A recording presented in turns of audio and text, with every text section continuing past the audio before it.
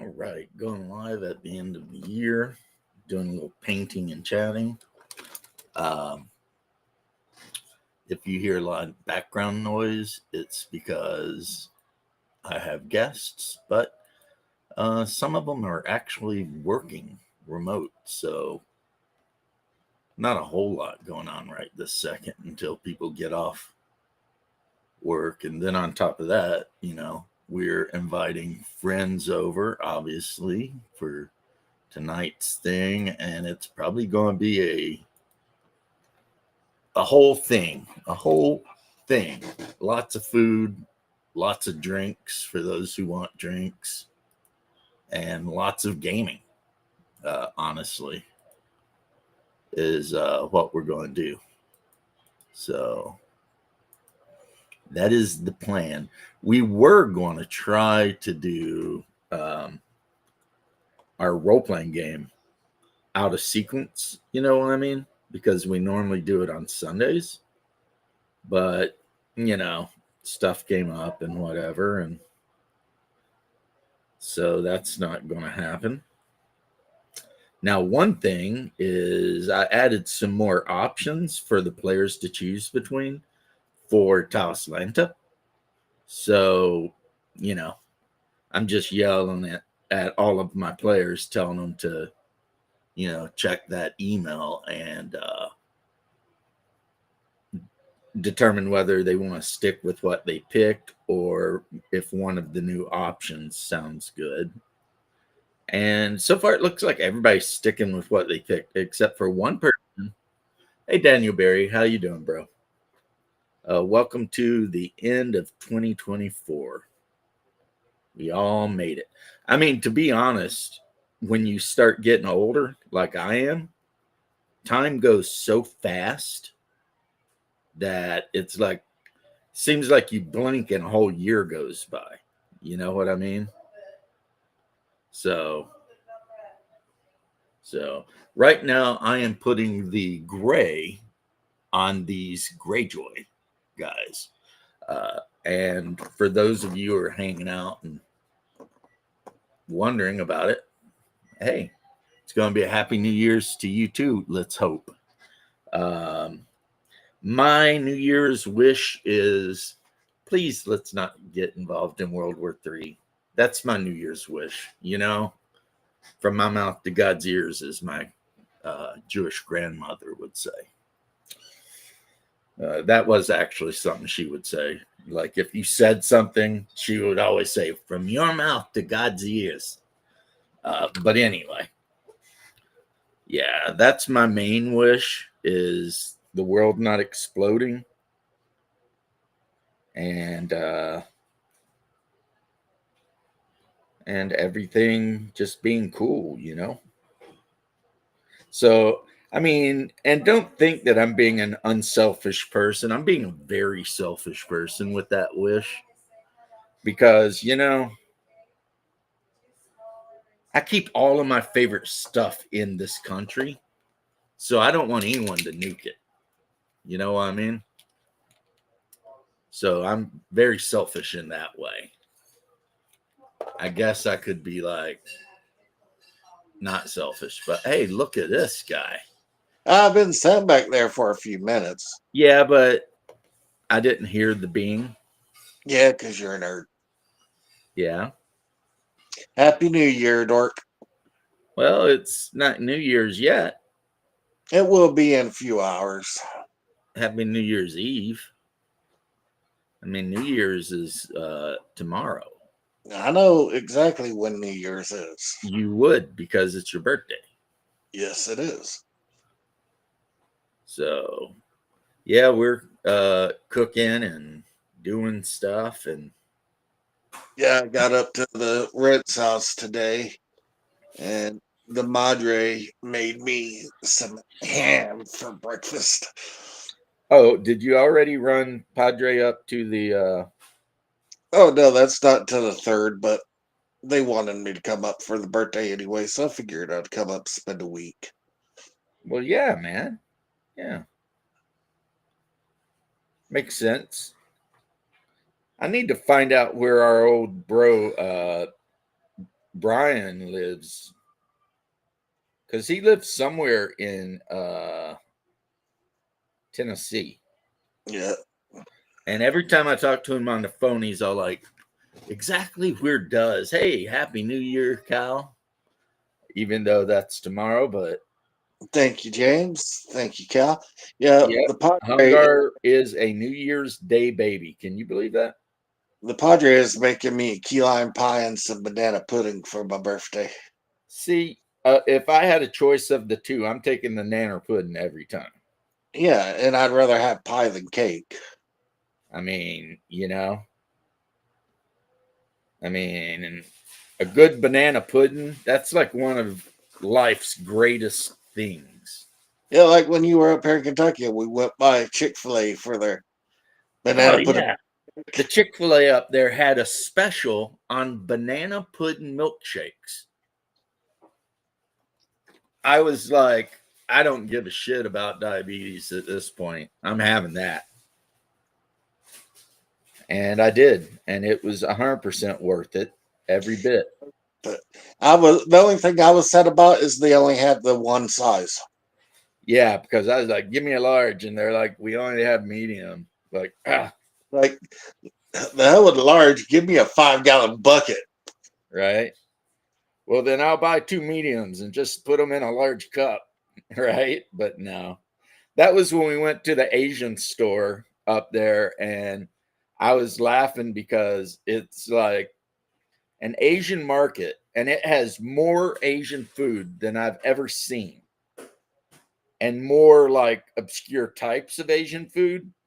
But everyone that you see in the store is a white guy. Yeah, Somerset's not known for its. Well, that's not true because Somerset, believe it or not, has a very large Filipino population of women who's married hillbillies, and they come over here and spend summers. Right. Yeah, I know there's a lot of Filipinos, but it's just so weird when you walk into the Japanese market and it's so full of everything. Same New Mage's music, and then you walk up to the counter and it's like a hillbilly standing there, being like, "Is that going to be good for you?" And it's like, "Yeah, man," you know. And I mean, I am a hillbilly, and what's crazy is if I get up there and I'm up there for a week, you can't tell that I'm not from up there. I gotta be careful every time I go there because I drop a couple of $100 without blinking. I know I was there when you went to the Asian market and you spent all kinds of money. I was like, damn. I had to stock up on my ramen, my tteokbokki, You're like, and this guy's rich. everything else because I eat a lot of Asian food. I know you do. Well, I mean, there's worse things you could do. I mean, Asian food, as far as food groups go, is pretty good for you, really. Yeah. I mean, of course, I'm not talking about like a honey chicken or anything, but No, but miso soup and stuff like that. There's nothing wrong with that. I could eat udon noodles every day and just be happy. Yeah, udon's good. Let me see now. I'm looking for the right color green for these guys. Besides the texture, what did you think about that tteokbokki? Um, it tastes good, except um, to me, it was like a really weird version of macaroni and cheese. Yeah, it's a really thick rice cake that's really glutinous. So I'm all like, it's like mac and cheese, but not. And I don't know how I feel about it. You know what I mean? Yeah. I'm looking for my sea green. And I could eat tteokbokki. I could eat kimchi every day. Well, I eat. mean, buy that shit by the barrel. Yeah, I buy that by the gallon jug. Yeah. I mean, And if you want to, you could just make it. It's not hard. yeah, a gallon jug will last me like over a month. So now I'm putting a little blue down and a bit of green down, and I'm going to start mixing them. until I can get somewhere in the neighborhood of sea green, which honestly, I should probably just spend the $5 to buy the Horace Heresy sea green paint. Tell the monster and everybody there I said hello and happy new year. I will. They're working. That's good. My old lady's working. I told her I needed a new pair of whatever I wanted. So get out there and make me my money.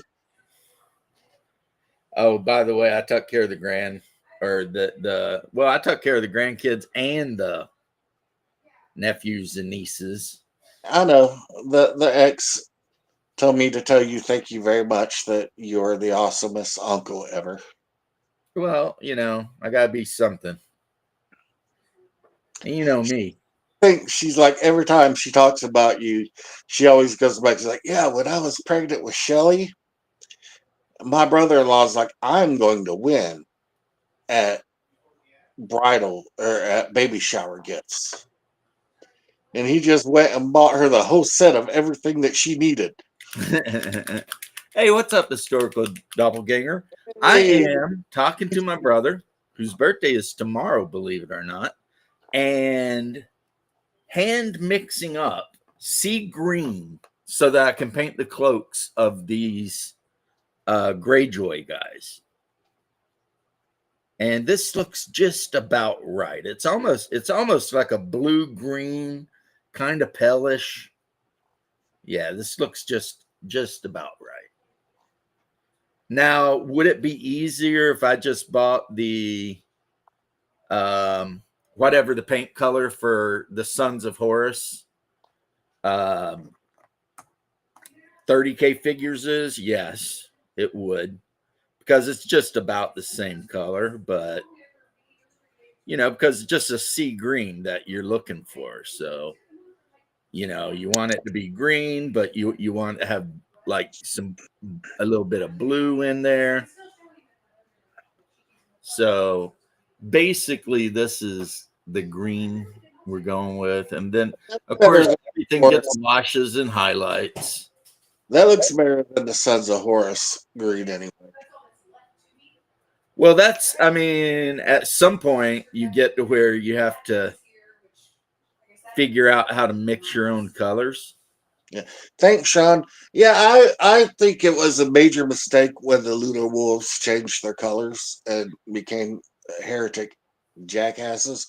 Well, But I don't think it was a good idea for the Emperor to have them even change their colors. No.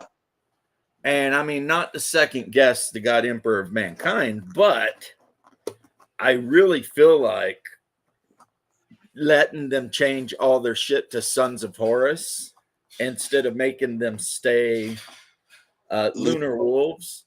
I mean, that opens way too many doors, because then you're all like, the hell do you mean Sons of Horus? Like, Horus is my son, so you take the name to the grandchildren of the Emperor. Right. It's like, what are you doing? You don't call the Blood Angels the Sons of Sanguinius. I mean, you do, but not officially. Officially they are Legion number 9, Blood Angels, and they serve the Emperor. They don't freaking, because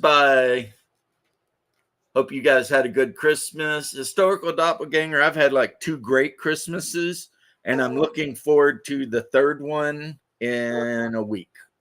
Thank you, Historical Doppelganger. Because as I'm sure you probably have heard ad infinitum, and you're probably even like, oh God, this guy never shuts up. But I celebrate Christmas in January. Yeah, because January 7th. Because I got to be different.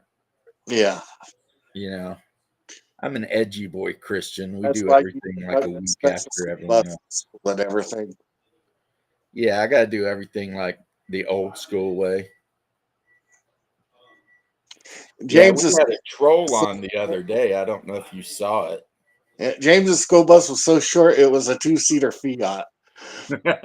I did have a Fiat, and I loved my little Fiat. And it Don't was touch yellow it. too, like a school bus. It was yellow like a school bus. Yep.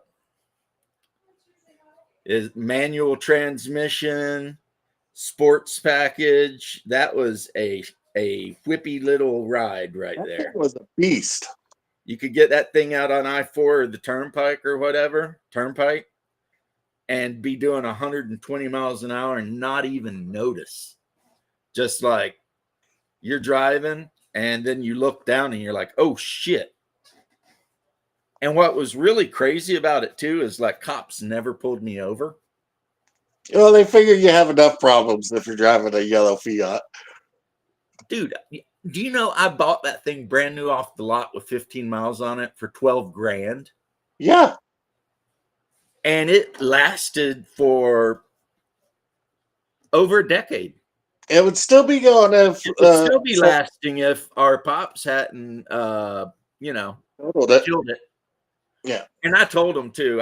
When I was told I shouldn't drive anymore, I sold my car to my pops, right? And then he's like, I'm going to take this up to Kentucky. And I was like, you better not. He's like, nah, it'll be fine. And I was like, you're going to kill that car when you go to Kentucky. I should have bought that car from you. You should have. Because he thinks he's a really good driver. And I'm not trying to talk bad about my pops necessarily. But driving a manual transmission in the mountains is asking for problems. Yeah. I know a lot of people are all like, it's manual transmission or nothing. Well, wait till you're on a 45 or steeper incline and you have to stop and there's cars behind and in front of you and shit. Yeah, all of a sudden that shit ain't fun at all. I can do it. I just don't like to do it. Right. Well, I mean, you're a truck driver, so you had to learn how to do it, but he's not. He's an older guy who refuses to accept that he's an older guy. So he thought he could do it and instead ended up with a total freaking Fiat. My baby. But I can say I bought that thing right off the lot and I paid it off. So, you know. Now, if I could get another vehicle, if I ever get cleared for driving again, I'd like to get a truck, but the problem is, like, for some reason, pickup trucks are super expensive now. Yeah.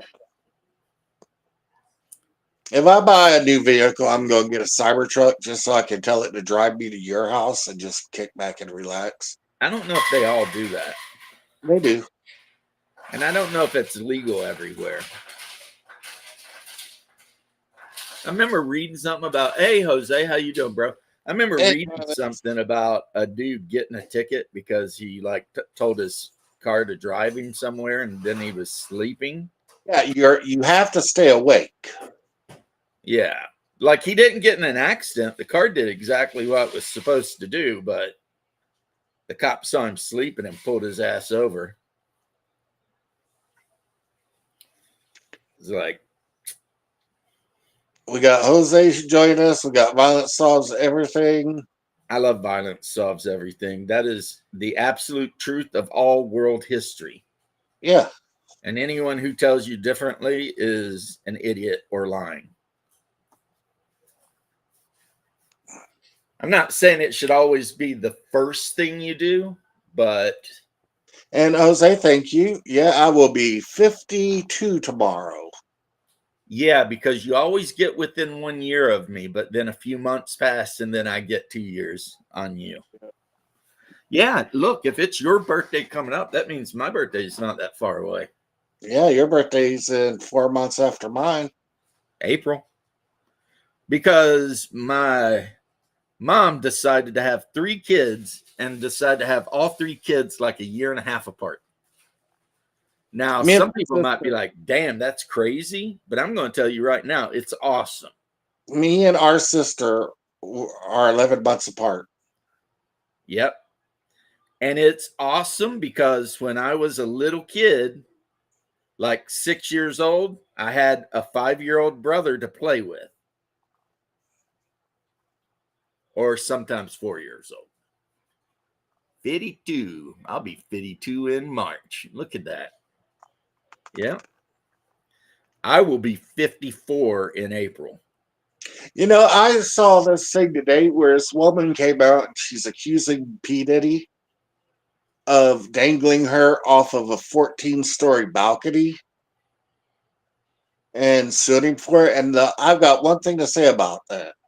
What? That is some impressive grip strength for somebody who's just covered in baby oil. Well, did he do it or did he have one of his goons do it? She's saying that he did it. Yeah, I don't know, man. Here's the thing. That dude has done so much shit that you're going to have people jumping in saying he did shit he didn't do. Yep. Hey, Shadwell. Oh, look at that. Shadwell. And Mages will be 52 in March. Yeah, I wonder if it's late or early. And Shadwell will be 58 in April. 58. Oh, yeah, but Shadow looks great for his age, though, doesn't he? He's 58 this time. You know, he's been celebrating his 58th birthday for 120 years. Might is always right. Yes. Yes, Prime. I'll answer that for violence solves everything. Yes, might is right. The key is to be strong enough to crush your enemies, but moral enough not to, unless you need to. Oh, shit. I found out something about one of the best movies ever, Predator. What about it? Okay, the guy who played Billy Yeah.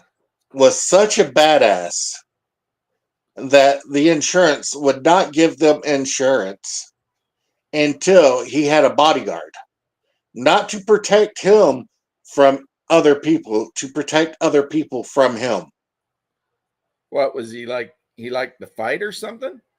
I guess, but that is a straight up true thing. And the only reason they hired Billy is because my second favorite Austrian told them that they had to. Hmm. So Schwarzenegger really wanted him. Yeah. All right. But Well, apparently he had a violent past, and they had to have a 6'3" super muscular bodyguard to protect everybody against Billy. But Billy was just like the nicest guy ever. Well, you know how it is when you do shit when you're young and it follows you the rest of your life. Yeah. I mean, you of all people should know about that. Yeah. But I own everything that I ever did. anyway, let's see what. The use of violence is not always required, but the proper use of violence does solve all. Yeah.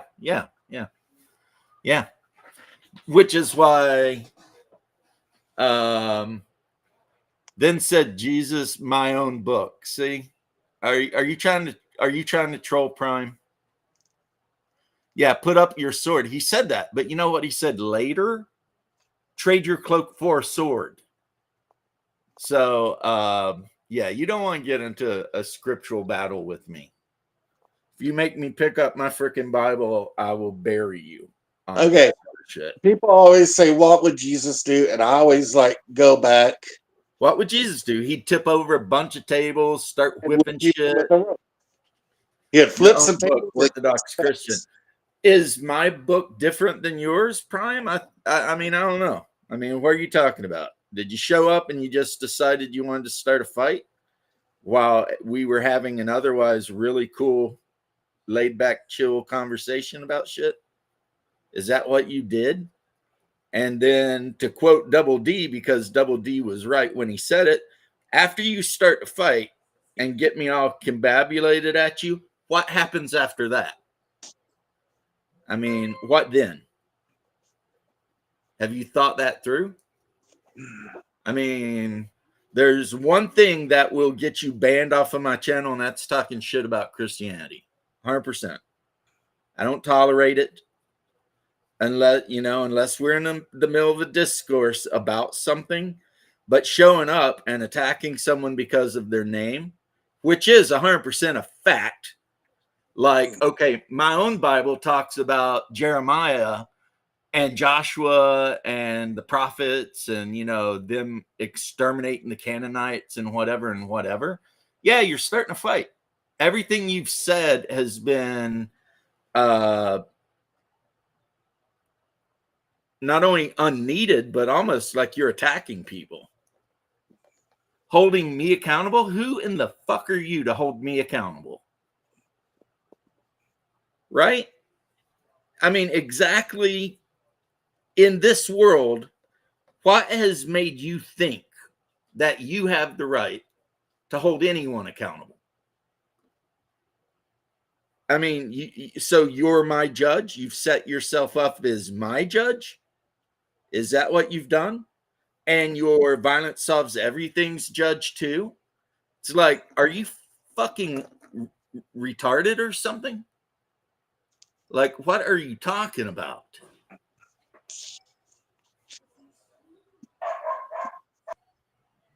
I mean, words don't offend me unless it's like pointless. Oh, you like violence, but the Bible, don't quote the fucking Bible to me if you don't believe it. Your opinion of the Bible does not matter unless you accept it. And yes, you can absolutely do violence in the name of good. Absolutely. Oh, you may never come back. Well, I'm sure we will miss you terribly. Like, we'll all sit around and be like, damn, I wonder where that guy who, acted like an autist and just started shit went. In other news, it's my birthday. And I'm really happy. What do you want for your birthday? I'm not worried about it. Yeah, 007, him, who knows? But it's just like, shows up, attacks somebody for having a name, then wants to attack orthodoxy because I personally agree that historically violence does solve every issue in history has been solved by violence. The Roman Empire did not spread throughout the world because they were giving people cheese and meat platters. You know what I mean? And then holding me accountable, that's what actually kind of set me off, guys, because it's like,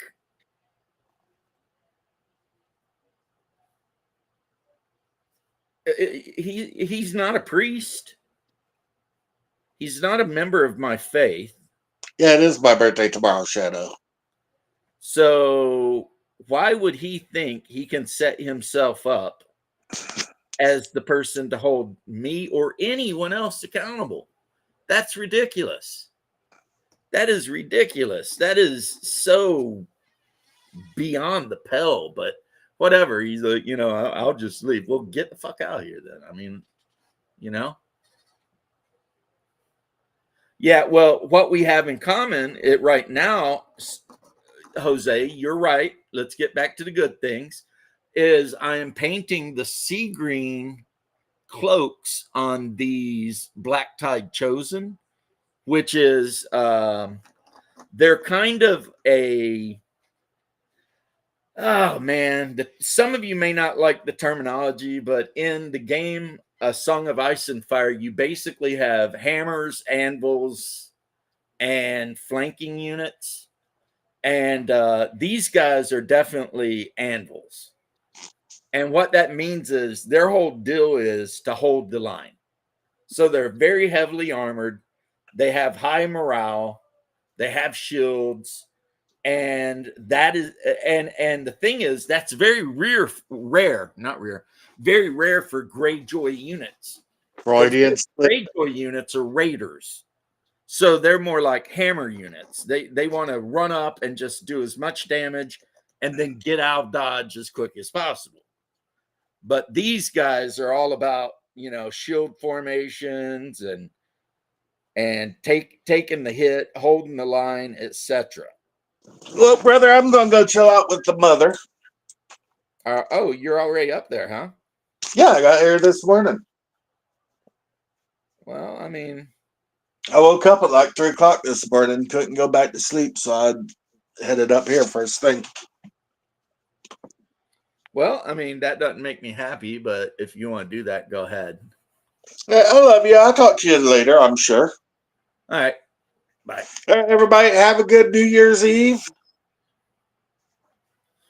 Yeah, the girls are in there working on pulled pork sandwiches and deviled eggs and potato salad and That's good. That's where they're supposed to be.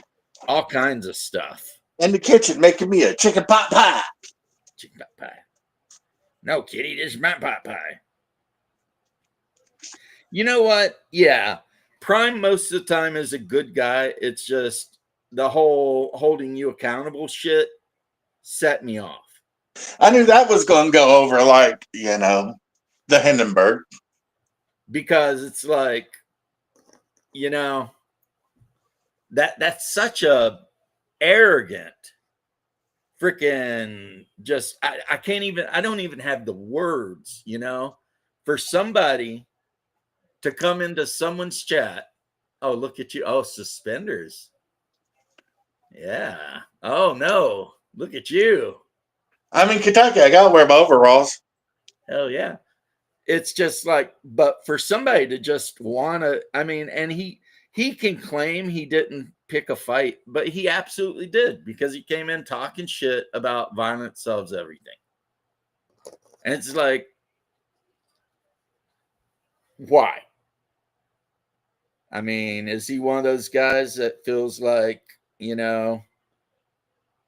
he's got to be right on the internet, makes him feel better about himself or something? I just don't have, I mean, I was super patient yesterday with 007, whatever. Maybe I need to be like freaking Asmongold and those guys. Like, as soon as somebody pisses them off, they just ban them. There's like, yep, you're banned. I don't know. So I've never really been into banning people, though. I've only banned one guy in the history of banning. Like Condor DM is not banned. I'll never ban Garibay because, So one thing about this game that's kind of weird to me is they went 4x3 for units. And it's so weird because it's like, I'm so used to 5, ranks being like 5.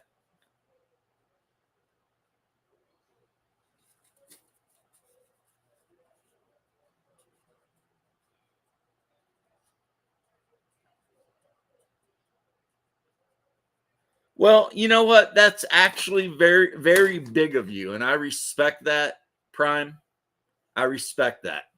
And, maybe I am being an oversensitive biatch, but it did seem like you just showed up. You didn't even ease into it, right? You didn't even like ease into it. You didn't even like lubricate anything. You just went for it right off the bat. And I was, I'm like, the hell are you doing? And then using the word, holding you accountable.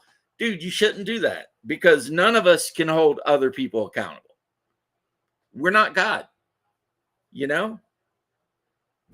So, and the you should not do violence thing argument you were trying to make, that just, it shows how you are obviously not very well versed in the history of the Orthodox Church, which absolutely believes in justified violence. Mainly, I mean, half of our saints become saints because of being warriors and whipping people's asses. So no, the whole turn the other cheek thing all the time, not all the time. And Jesus didn't mean that. But yeah, that's all I'm saying, Prime, is you just came in and you didn't even ease into it. You were just like, boom, gonna start some shit. And it's like, man, I'm just sitting here trying to paint my freaking Song of Ice and Fire Pirates. I mean, that is what they are, House Greyjoy. They're just a bunch of pirates, right? I mean, pretty much. Pretty much. But yeah, this green, I mix this green up specifically from greens and blues. And then when it gets a wash,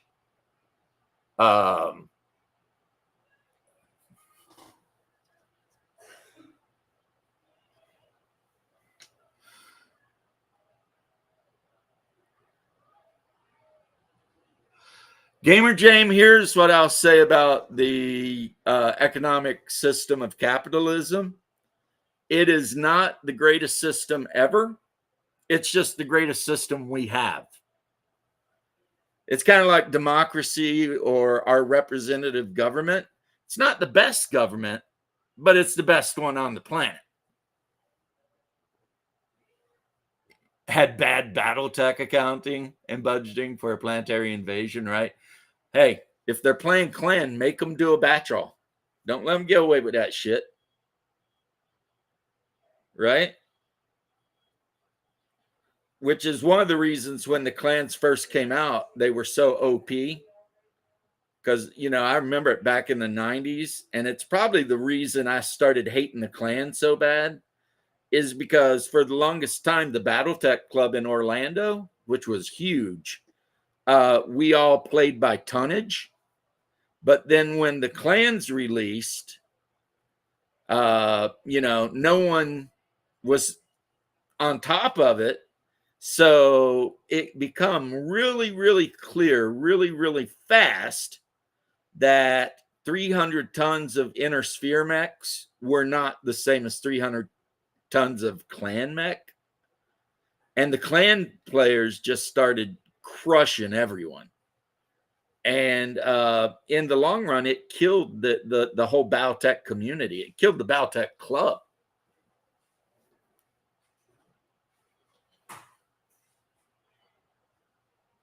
Oh, you're a Marxist.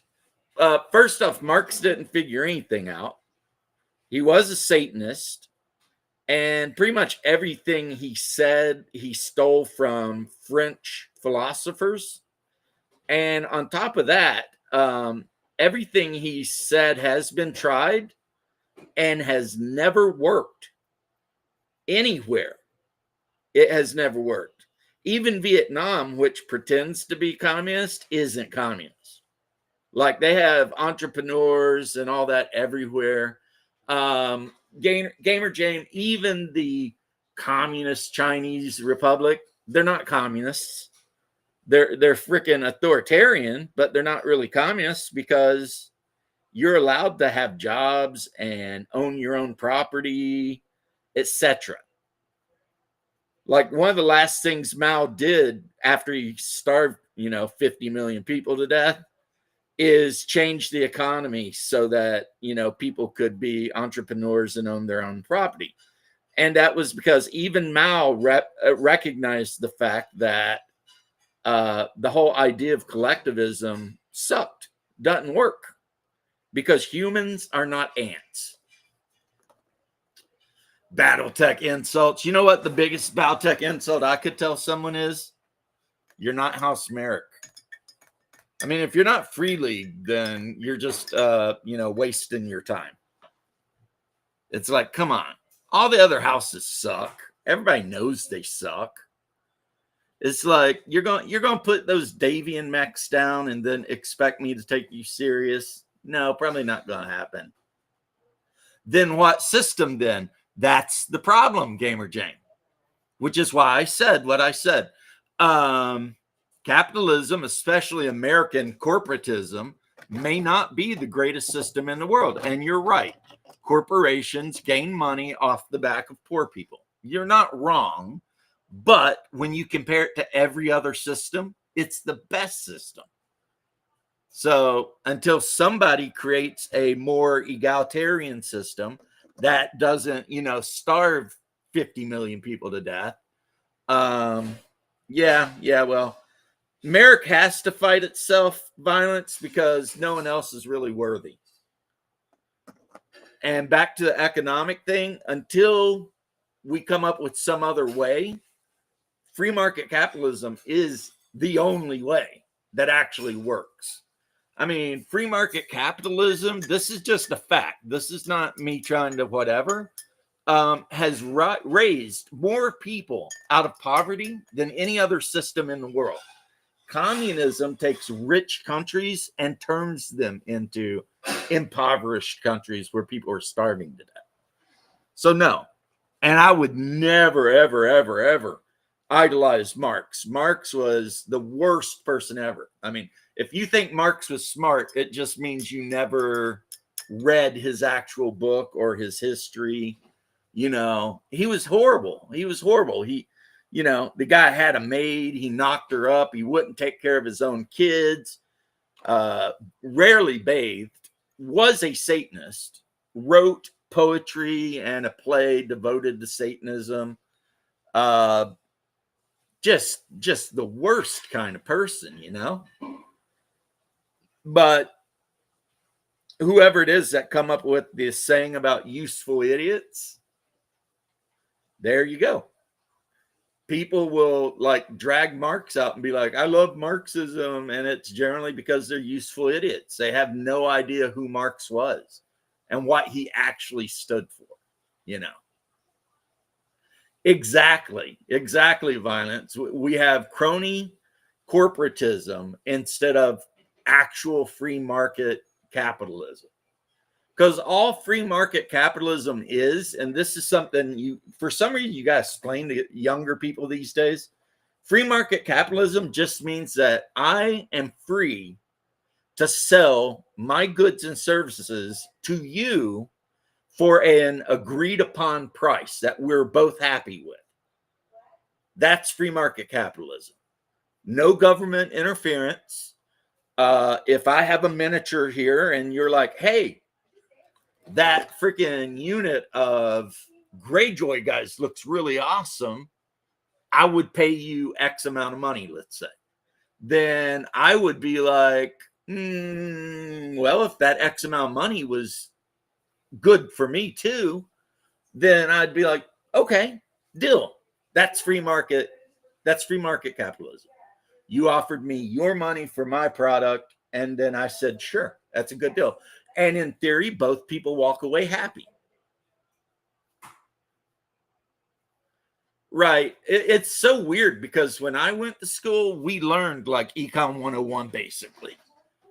We learned about supply and demand and about the fact that money isn't itself valuable. It's what it represents as valuable.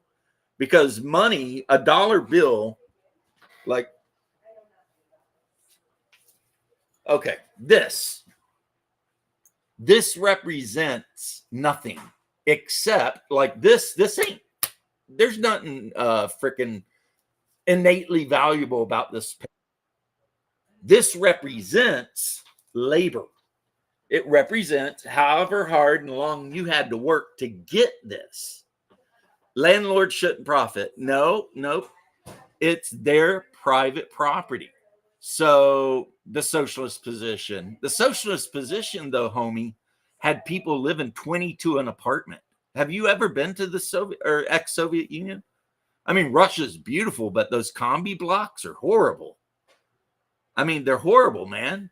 They're terrible. No one wanted to live in that shit. And they'd have 20 people in a one-bedroom apartment. And yeah, it used to be worth its weight in gold. Now it's not worth anything. Hey, Vic. So, yeah, I can tell you right now, man, the idea of socialism and everything, it sounds good if you're not educated on human nature and how money actually works. Because as soon as you get educated on human nature and how money actually works, you realize socialism will never work. And the reason is this too. I want to point this out, Gamer James. You say landlords should not profit. Well, who is going to regulate and enforce that rule? Well, obviously, you're going to need a very, very powerful centralized government with the ability to inflict violence on anyone who goes against the centralized government.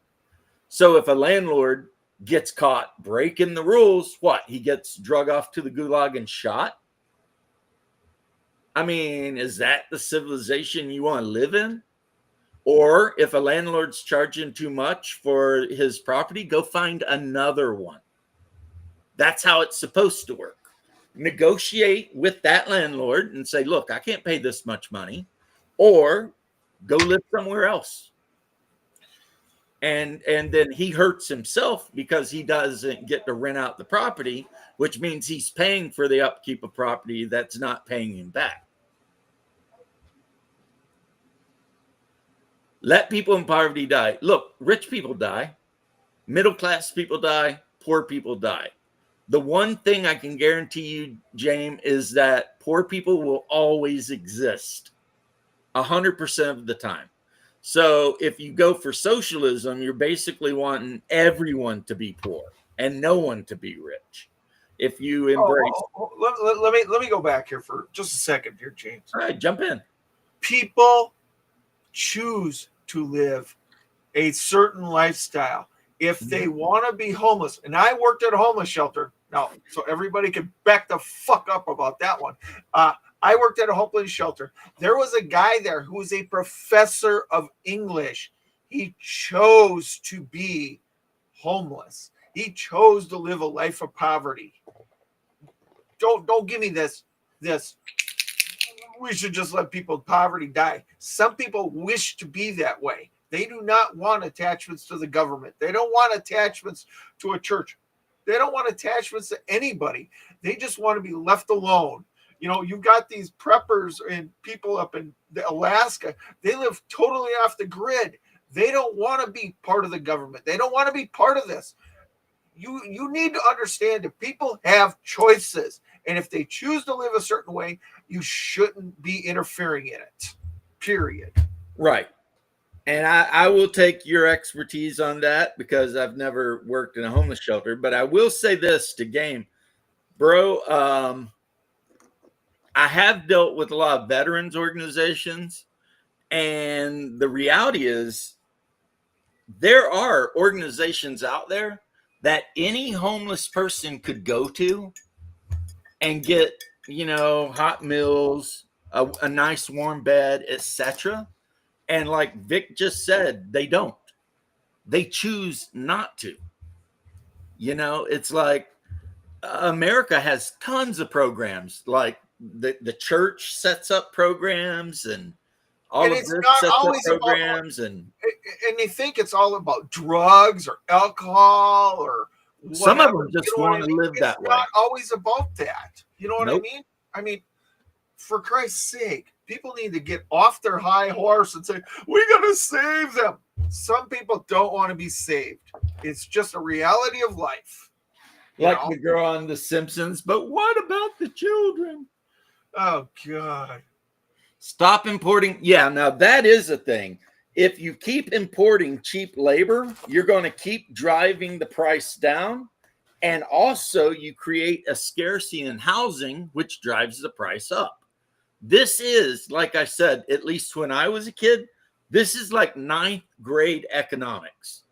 The scarcity drives price up and abundance drives price down. So if you have an abundance of cheap labor, wages go down and then everything else goes up. So maybe if you got rid of the abundance of illegal cheap labor, then you would have 20 million less people trying to get into apartments.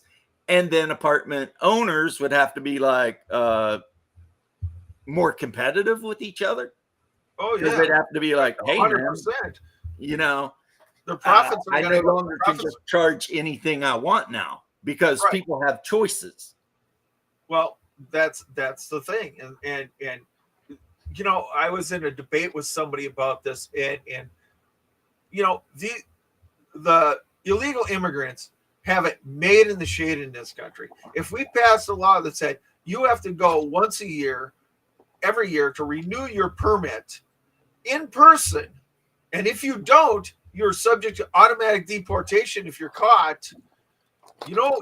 Compliance would be a hell of a lot more than it is today.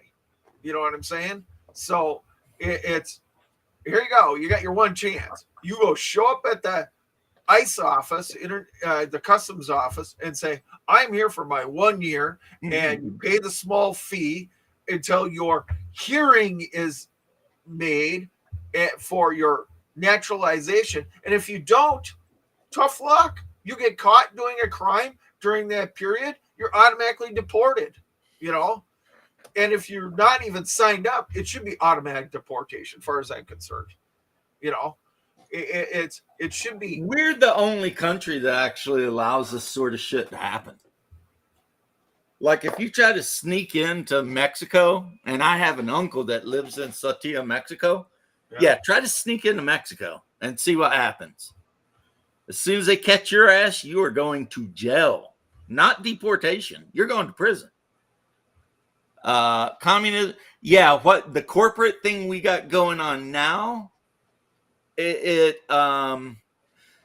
the thing about the corporate thing we have going on now, though, Jose, that I would argue with.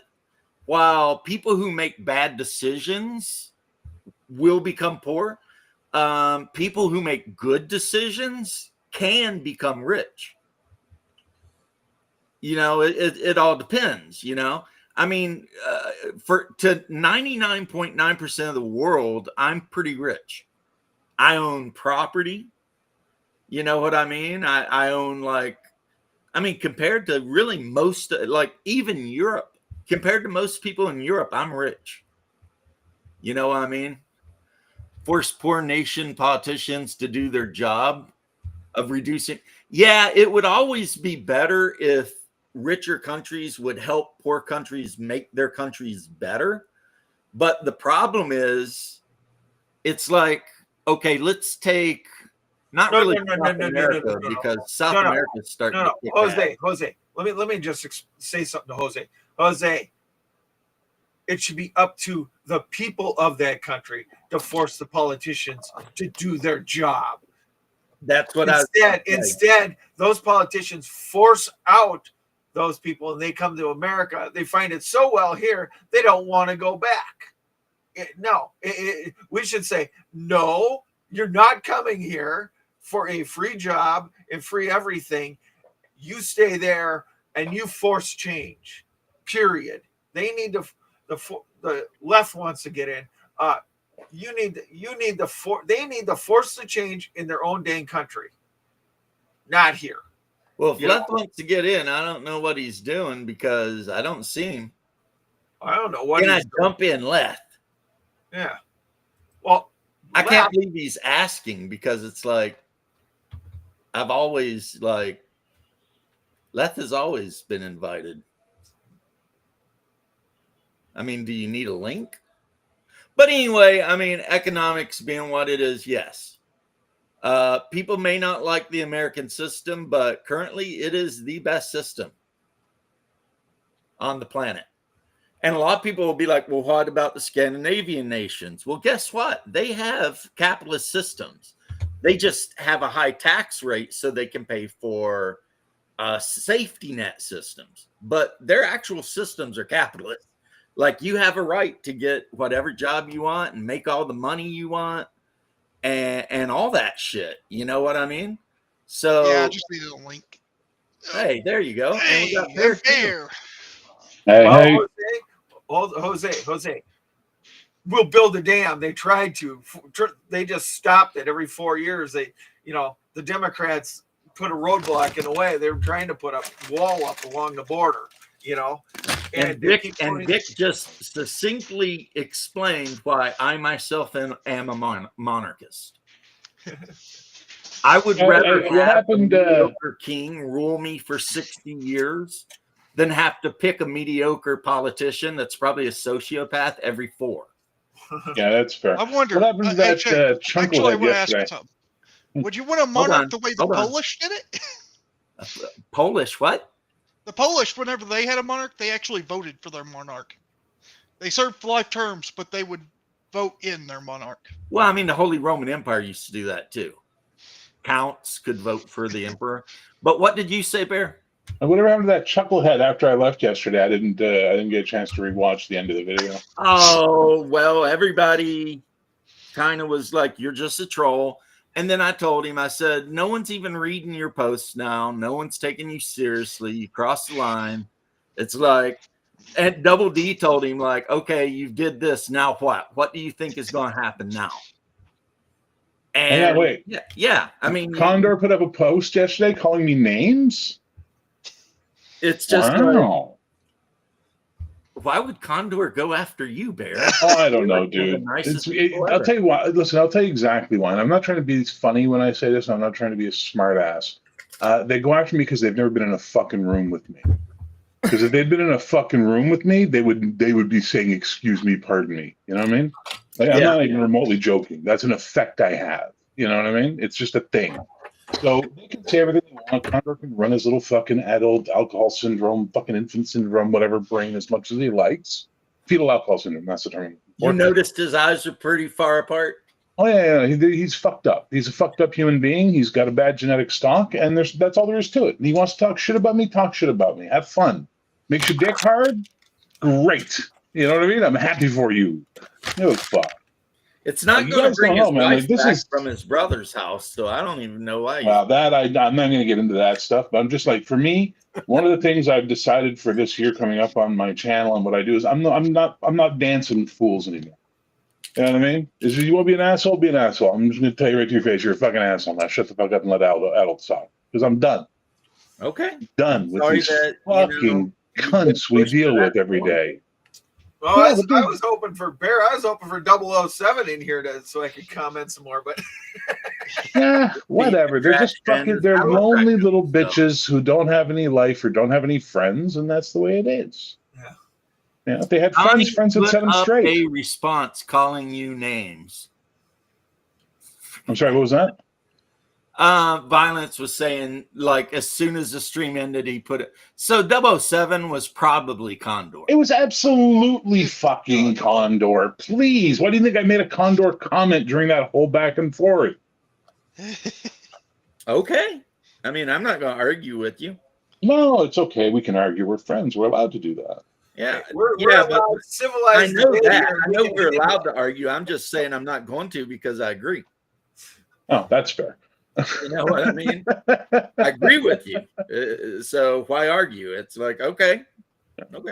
Hey, James. Jose, he's the gray people from Futurama. You know, the people who are like, I have no strong opinions on anything. There we go. The neutrals. Tell my wife I said hello. Hello. Let me just grab a coffee. I'll be right back. I'm joking with Joe Jose, but it's like the way he said, I don't believe in politics. And that's like, oh, yeah, okay. So he's just the neutrals.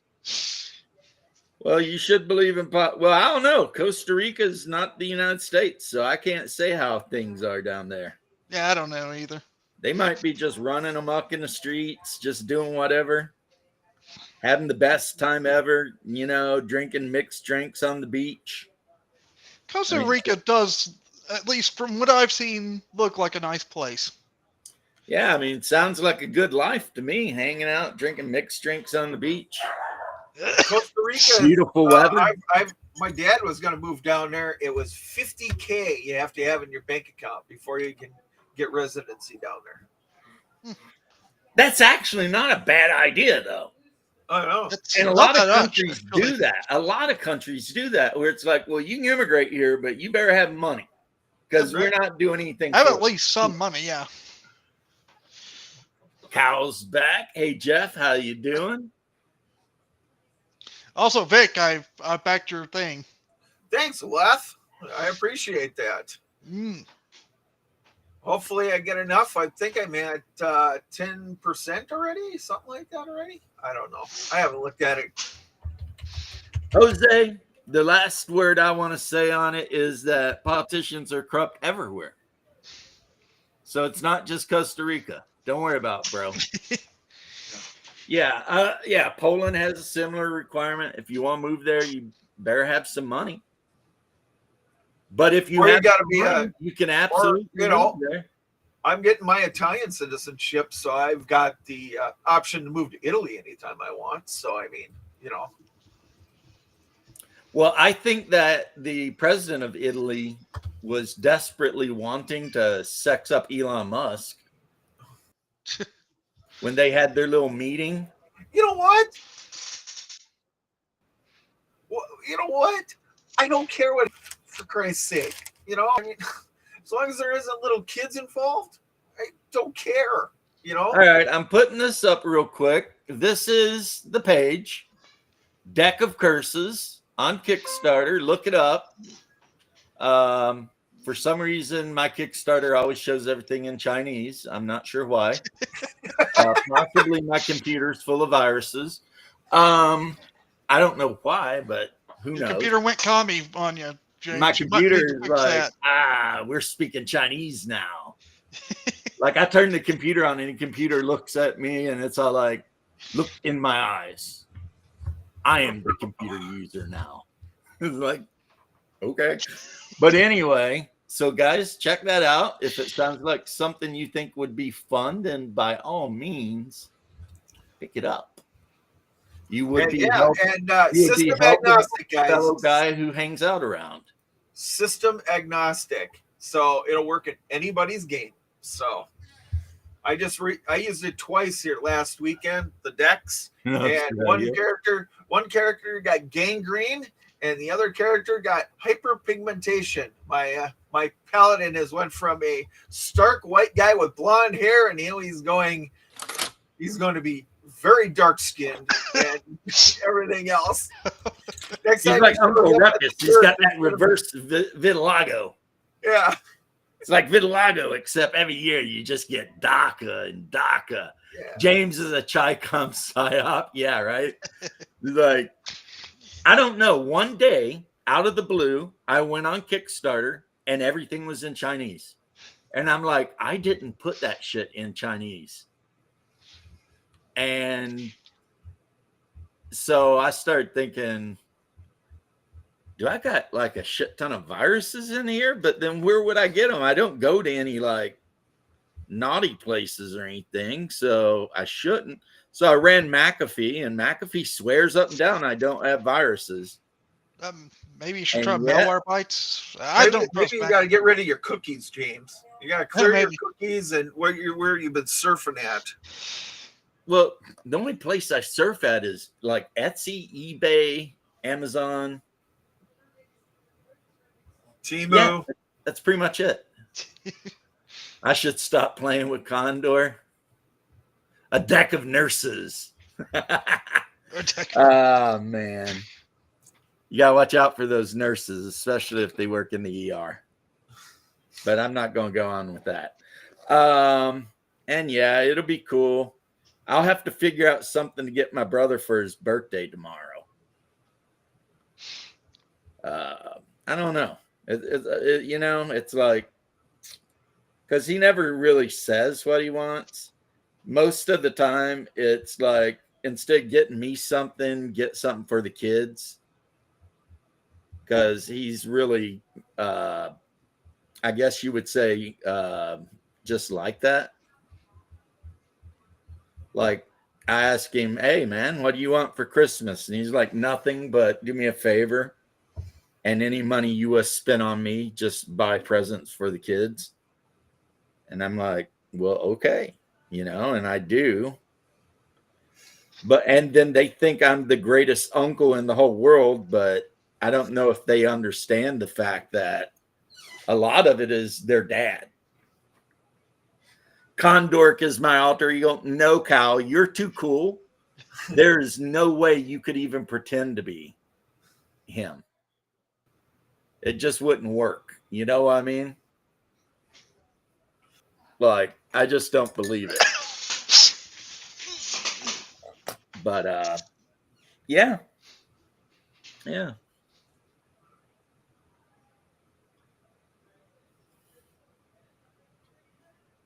The Costa Rican way, yeah. Well, I don't know. You know, the one thing that the President Trump could do when he gets in office, appoint an SEC commissioner that just takes Wall Street to the woodshed. I mean, if you're at all watched the Wall Street things that happen on Wall Street this year alone, there was $6 billion or $1 trillion worth of FTDs called fail to deliver. That's where brokers fail to deliver stock to other brokers. If they enforced enforcement on that, and let's say put a $200 fine on each failed to deliver and 10 cents a share for that, I guarantee you that a lot of those Wall Street banks and stuff like that, there'd be a whole sea change in our country, and your 401ks would go up a lot, people. So, my biggest hope was for Brendan Herrera for ATF. That was such a meme, but it would have been kind of cool. Yes. But yeah. Where is my leather? I've got like 3 kinds of brown here, but not the leather color I'm looking for. Sigor brown, good one. So there's something wrong with my system. Uh-oh. It's not fucking accessing my camera. My camera works, but not here for some reason. I'm going to try this again. Hang on. Pissing me off, computer. It's the Chinese. They're conspiring against you, Bear. Well, they'd have good reason at this point. It's my side says you have a camera. I have it. No. I just tested it. It works somewhere else, but it's not working in Restream. Can you put the link for the chat in the private chat? I'm going to copy it, close Brave, and then reopen it and try and come back in through the course link. Please and thank you. Yeah. Or unless you want to throw it in the general chat for everybody. I mean, that's, obviously helpful. Let's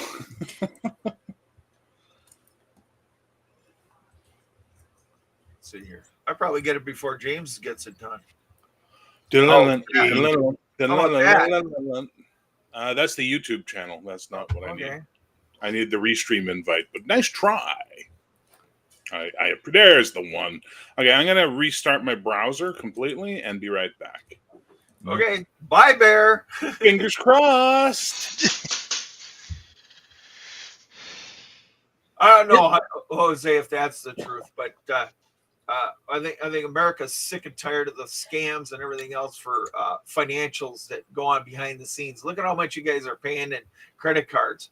I personally don't have any, so I'm sort of glad I don't have those payments every month. But I know people who have oodles of credit cards, and I think that's the fastest way to get go to the poorhouse myself. So Credit cards, yes, obviously. Well, the thing is there was almost very, very nearly a situation where these things were being talked about, which was Occupy Wall Street. But then in the middle of Occupy Wall Street, every news media agency in the United States started pushing the idea of white supremacy. So then Occupy Wall Street fell apart because instead of being like, we're mad at the ones who keep ripping us off. All right, let me get out a piece of paper here so I can cover Bear's face. quick! Take a still screen, put it in the basement, scare the rats away. My puppy's freaking out. Well, it's because I'm here. He's like, what the fuck? But that's a true story. Like, Bear, come down. No, I will not. Other Bear. If you look at, hey, little Bear, you come down. If you look at, like, who was it did the story? They're like, if you look at the the number of race-based stories before and after Occupy Wall Street, they went up 600%. And they were all about evil white supremacists somewhere doing something. Yeah. So it was all just a distraction to keep the right, the left, the whatever from aligning against the Yes. Wall Street guys that are taking us to the woodshed. Yes, it's divide and conquer. Always It's has been. divide and conquer, and that's what they did. Of course it is. And you know, Algorithmic trading robs everybody because what they do, here's what they do, and I'll explain how they do this. The government doesn't monitor trades that go overseas. So they for another bank in, let's say, the Cayman Islands, they have that bank buy 50,000 shares at X price, and then they sell it, you know, because, or they create it out of whole cloth. They sell the stock on the U.S. Stock Exchange, and then their other bank here in the States goes, oh, look at the price dropped 30 cents. We'll buy it at this price. We'll send it back overseas. And then they made 30 cents on every dollar that they've spent. So, you know, it's just algorithmic BS. It just happens day after day after day. And it robs the American people of money, you know, because you don't have the ability. It's more than just that. I mean, you're right. That is a huge part of it. And it's always money. It's always going to be fucking money. Yeah. But the way they got all the news, what James was talking about with the whole thing where the 600% increase in stories about race and all that was because fucking who is the biggest funder of news and legacy media in the world currently today? Pfizer, I think. Pfizer, and so close second is going to be BlackRock and Vanguard, second and third. Right. So Pfizer doesn't want us ever talking about anything because of all the bullshit they've done, right? Like they don't want it. Fuck you. And BlackRock and Vanguard are raping the planet. Sorry to use the R word here on your channel, but they're raping civilization. Right. They're like, why do you think you can't buy a fucking house right now? Oh, they'll tell you, oh, it's the immigrants. There's too many immigrants in the country, and they're just no. It's because fucking BlackRock and Vanguard fund financial organizations that literally figured out it's better and more profitable to own houses and rent them to people than it is to not do that. You know what I mean? So they bought up every fucking house they can, every fucking apartment building they can, and then we can't afford their fucking raises, their prices anymore. It's fucking bullshit. That's why you see these guys with guaranteed offers. You know what I mean? The house doesn't have to be, you know, it can be falling apart on the inside, but there's a guaranteed offer from these people to buy the house because they're going to throw $10,000, $20,000 inside of it, and they know they're going to profit another 40 on it or whatever. And they're going to rent it, and they're going to rent it to someone for a ridiculous $3,500, $4,000, $5,000 a month for a 3-bedroom house with a bathroom and whatever. And then they sit around and you go, well, there's no place for us to fucking live. I can't leave my apartment. I mean, I love living here, but if I decided I'm going to move on, where the fuck am I going to go? There's nowhere to go. Right. So that's the secret. Break those fuckers. And I think you're absolutely right about that. And another thing is, you guys got to realize too, is that BlackRock and those guys, they all own big hunks of shares in those media companies. So every story they don't like, it's gone. You know, they got somebody on the board of directors that says, "Oh no, stop! We're not having that one go out on the air." You know what I mean? Yeah, I worked in media, dude. Trust me. You know what's crazy? BlackRock and Vanguard own 5%. Each of them own 5% of Games Workshop. Mm-hmm. Yeah, they own a bit of everything. And I'm like, really? Yep. But they do. And you know, some people say that's why the female custodies kerfluffle has been going on. It's not that. That's just a bunch of cunts at the top end thinking they're being progressive and they think they're going to get their dicks sucked by doing it. You got to remember that that's the other side of this fucking coin no one wants to talk about, no one wants to exist, is the soy boy beta. If I'm progressive, someone's going to suck my dick mentality to everything. And as a result, the male feminists are the worst. They're the fucking worst. This is the order of the worst for me, okay? The order of the worst starts and this is only North America, Western culture. White women, black women, male feminists. Because all three of them are conspiring to just turn society into a clusterfuck right now. It's disgusting. I was watching something this girl. She's a theoretical physicist, and she has a YouTube channel. She's a big nerd, and she did a 3-hour video on why Picard this series Picard sucks and how it destroyed Star Trek. And she kept having to go back to the old Star Trek to use comparisons, and she'd show stuff like, Captain Kirk being Captain Kirk, or even, Worf standing up to Picard and saying, if you were any other man, I'd kill you where you stand. And she's like, this isn't happening in the new stuff. No one acts like this anymore. And it's like, it's so true. They've gutted everything. They've given. Let me ask you a question. When you were growing up, James. Yes. Who's your movie or TV hero? Who's the show you watched and you went, that's a badass? Well, you already know. If you're talking on TV, it was definitely classic Trek because my mom was kind of a Trekkie. Yeah. And Kirk was just the badass, even though I think Spock was my favorite, though. Not a problem. So Spock, you probably had a moment in your life where something happened and you said, what would Spock do in your head? And you chose a Spock reaction and you resolved the situation. Or maybe there was a time when some guy fucked around too much and found out because you chose the Kirk reaction. But the point is that these fucking shows and movies taught us a little bit how to fucking behave and taught us a little bit how to handle things. Yeah, there was some fucked up messaging, but there was ultimately hey, let's just fucking, this is what heroes did for us, When my dad was a kid, I guarantee it was fucking Roy Rogers or something else that was, you did what he did, those guys don't exist anymore. Men have zero fucking role models in cinema. John Wick. They all think John Wick is the John Wick films are idiotic. They make no fucking sense if you think about them for 5 minutes. They're dumb. First one was good. All the ones that came after, just let's see how much fucking money we can squirt out of this tit.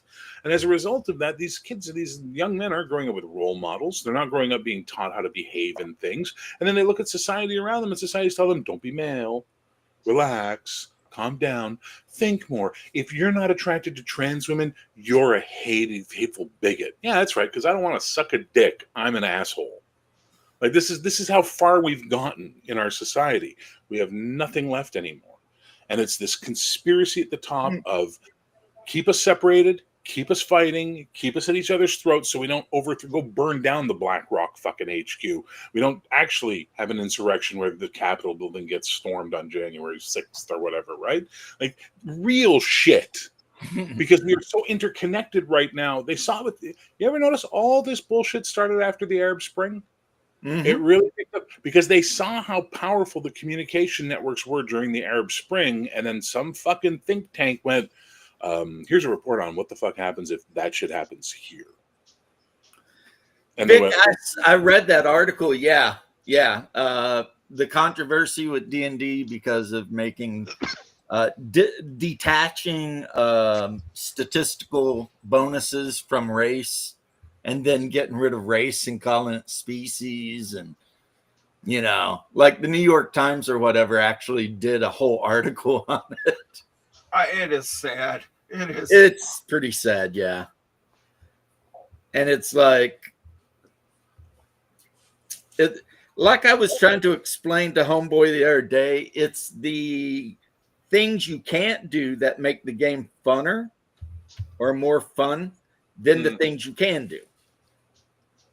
Remember in AD&D, there was the whole thing about women couldn't be stronger than men. Like at the ultimate level, men were always going to wind up if they went to the far end. In second, they changed that, but in first they had that. But it wasn't higher than 1870.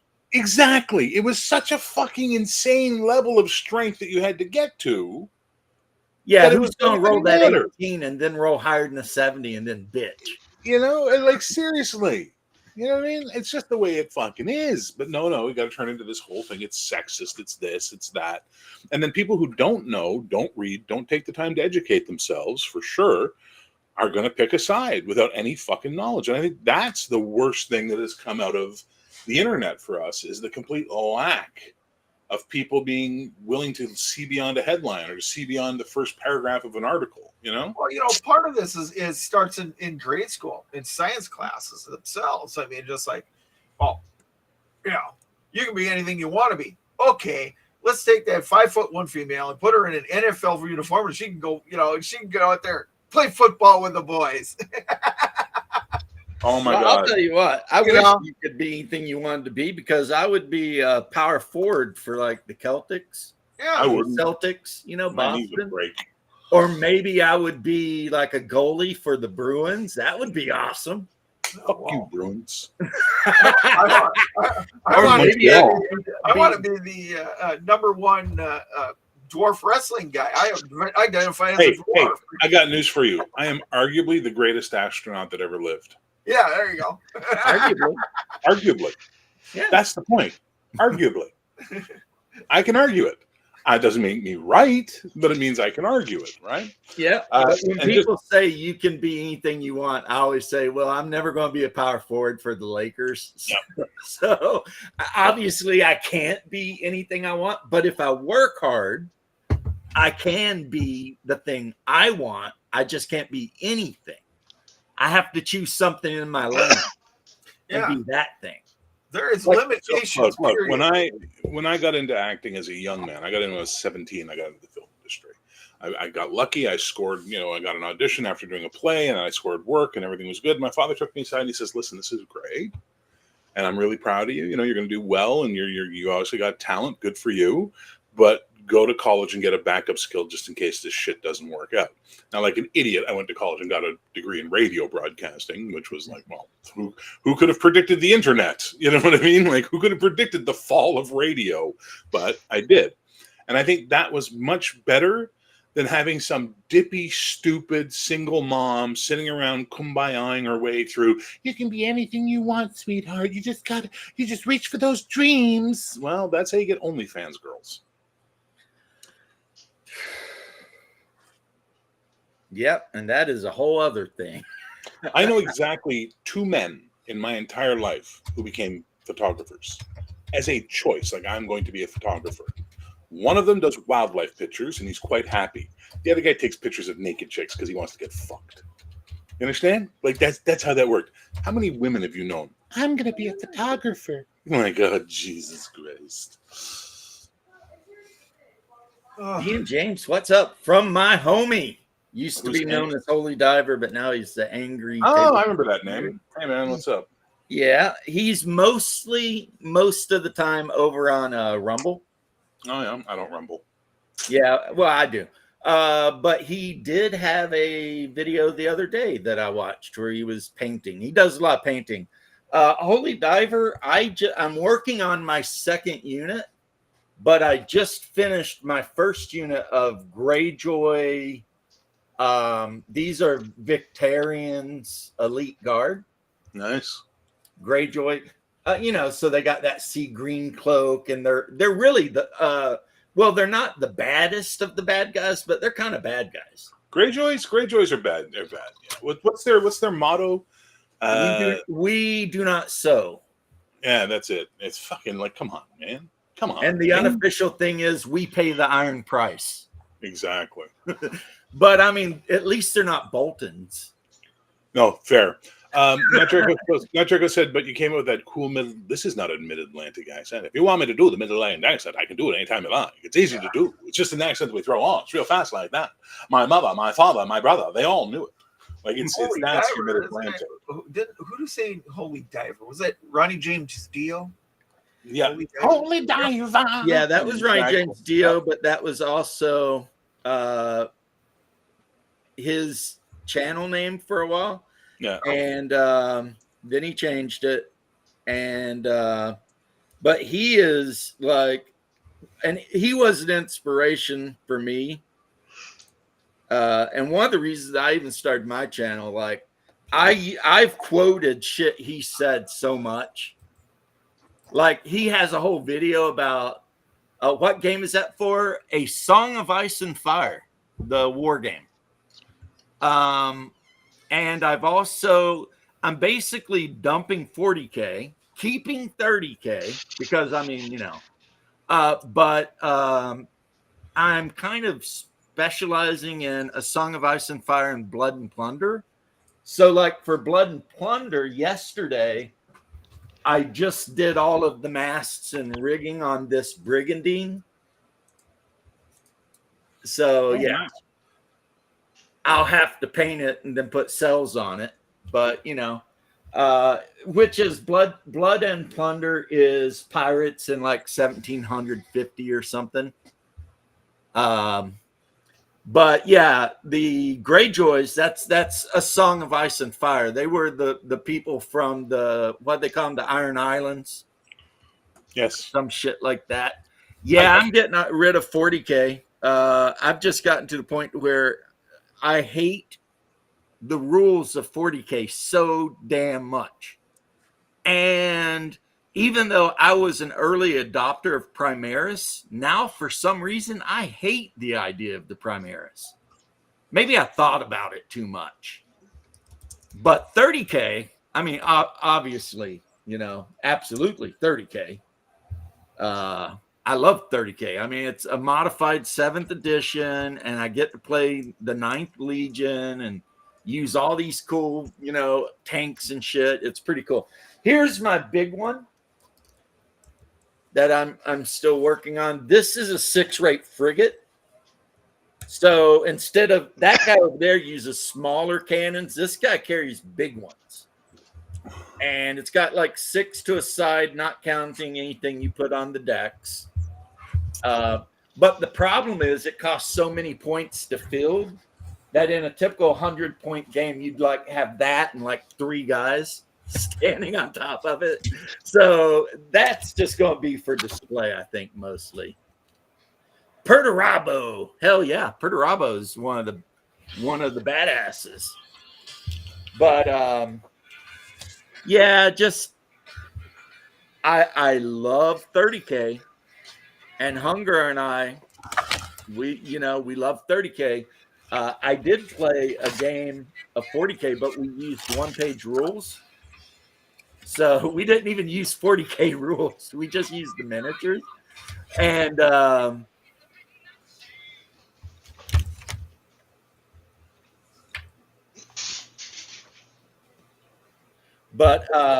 yeah. I'm over it. I'm just done. And the thing is, we're so lucky because, like in '96, there were not a lot of tabletop games. It's like BattleTech and whatever. But now, I mean, there are so many games, and a lot of them are just amazing. And so if you're not completely happy spending your money on whatever it is you're spending your money on, you can stop. You know what I mean? It's like a crazy idea for something to do this year.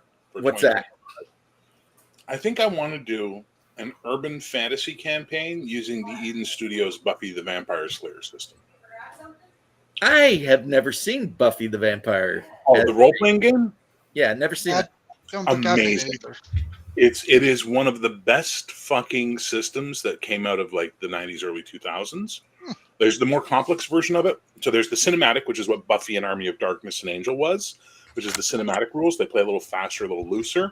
Yeah. And then there's All Flesh Must Be Eaten, that whole series of games, which is the more advanced, like the more the more crunchier rules, right?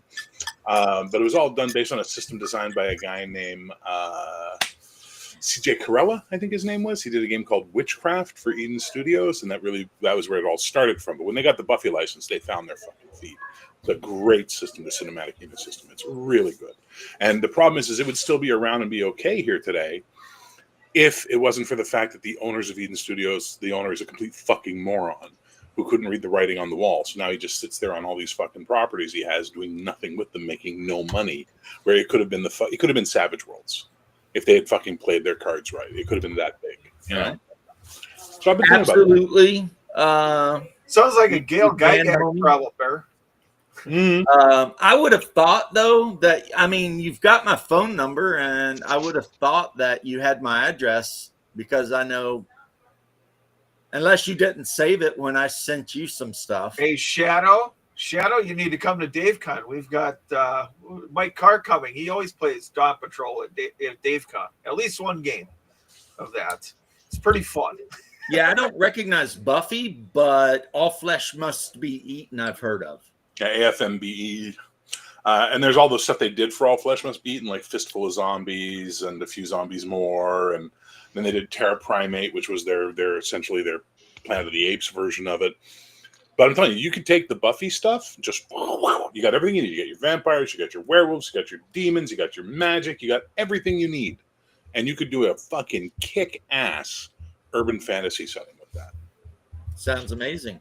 Yeah, Shadow, no. I like World War I aerial combat games. As a matter of fact, me and a buddy, I don't know if I still got him out in the garage. We got into that one that was kind of like X-Wing, Star Wars X-Wing, but it was World War I, where you had like the model World War I airplane, and it's about that long on a square base. And like you picked maneuvers that you did and things like that.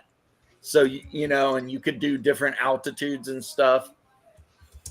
Yeah, Dawn Patrol's great. The last game I saw at DaveCon was Professor Dungeon Master was playing in it, and you got shut down in the first round. But he sat there for the whole game. He was a sport about it.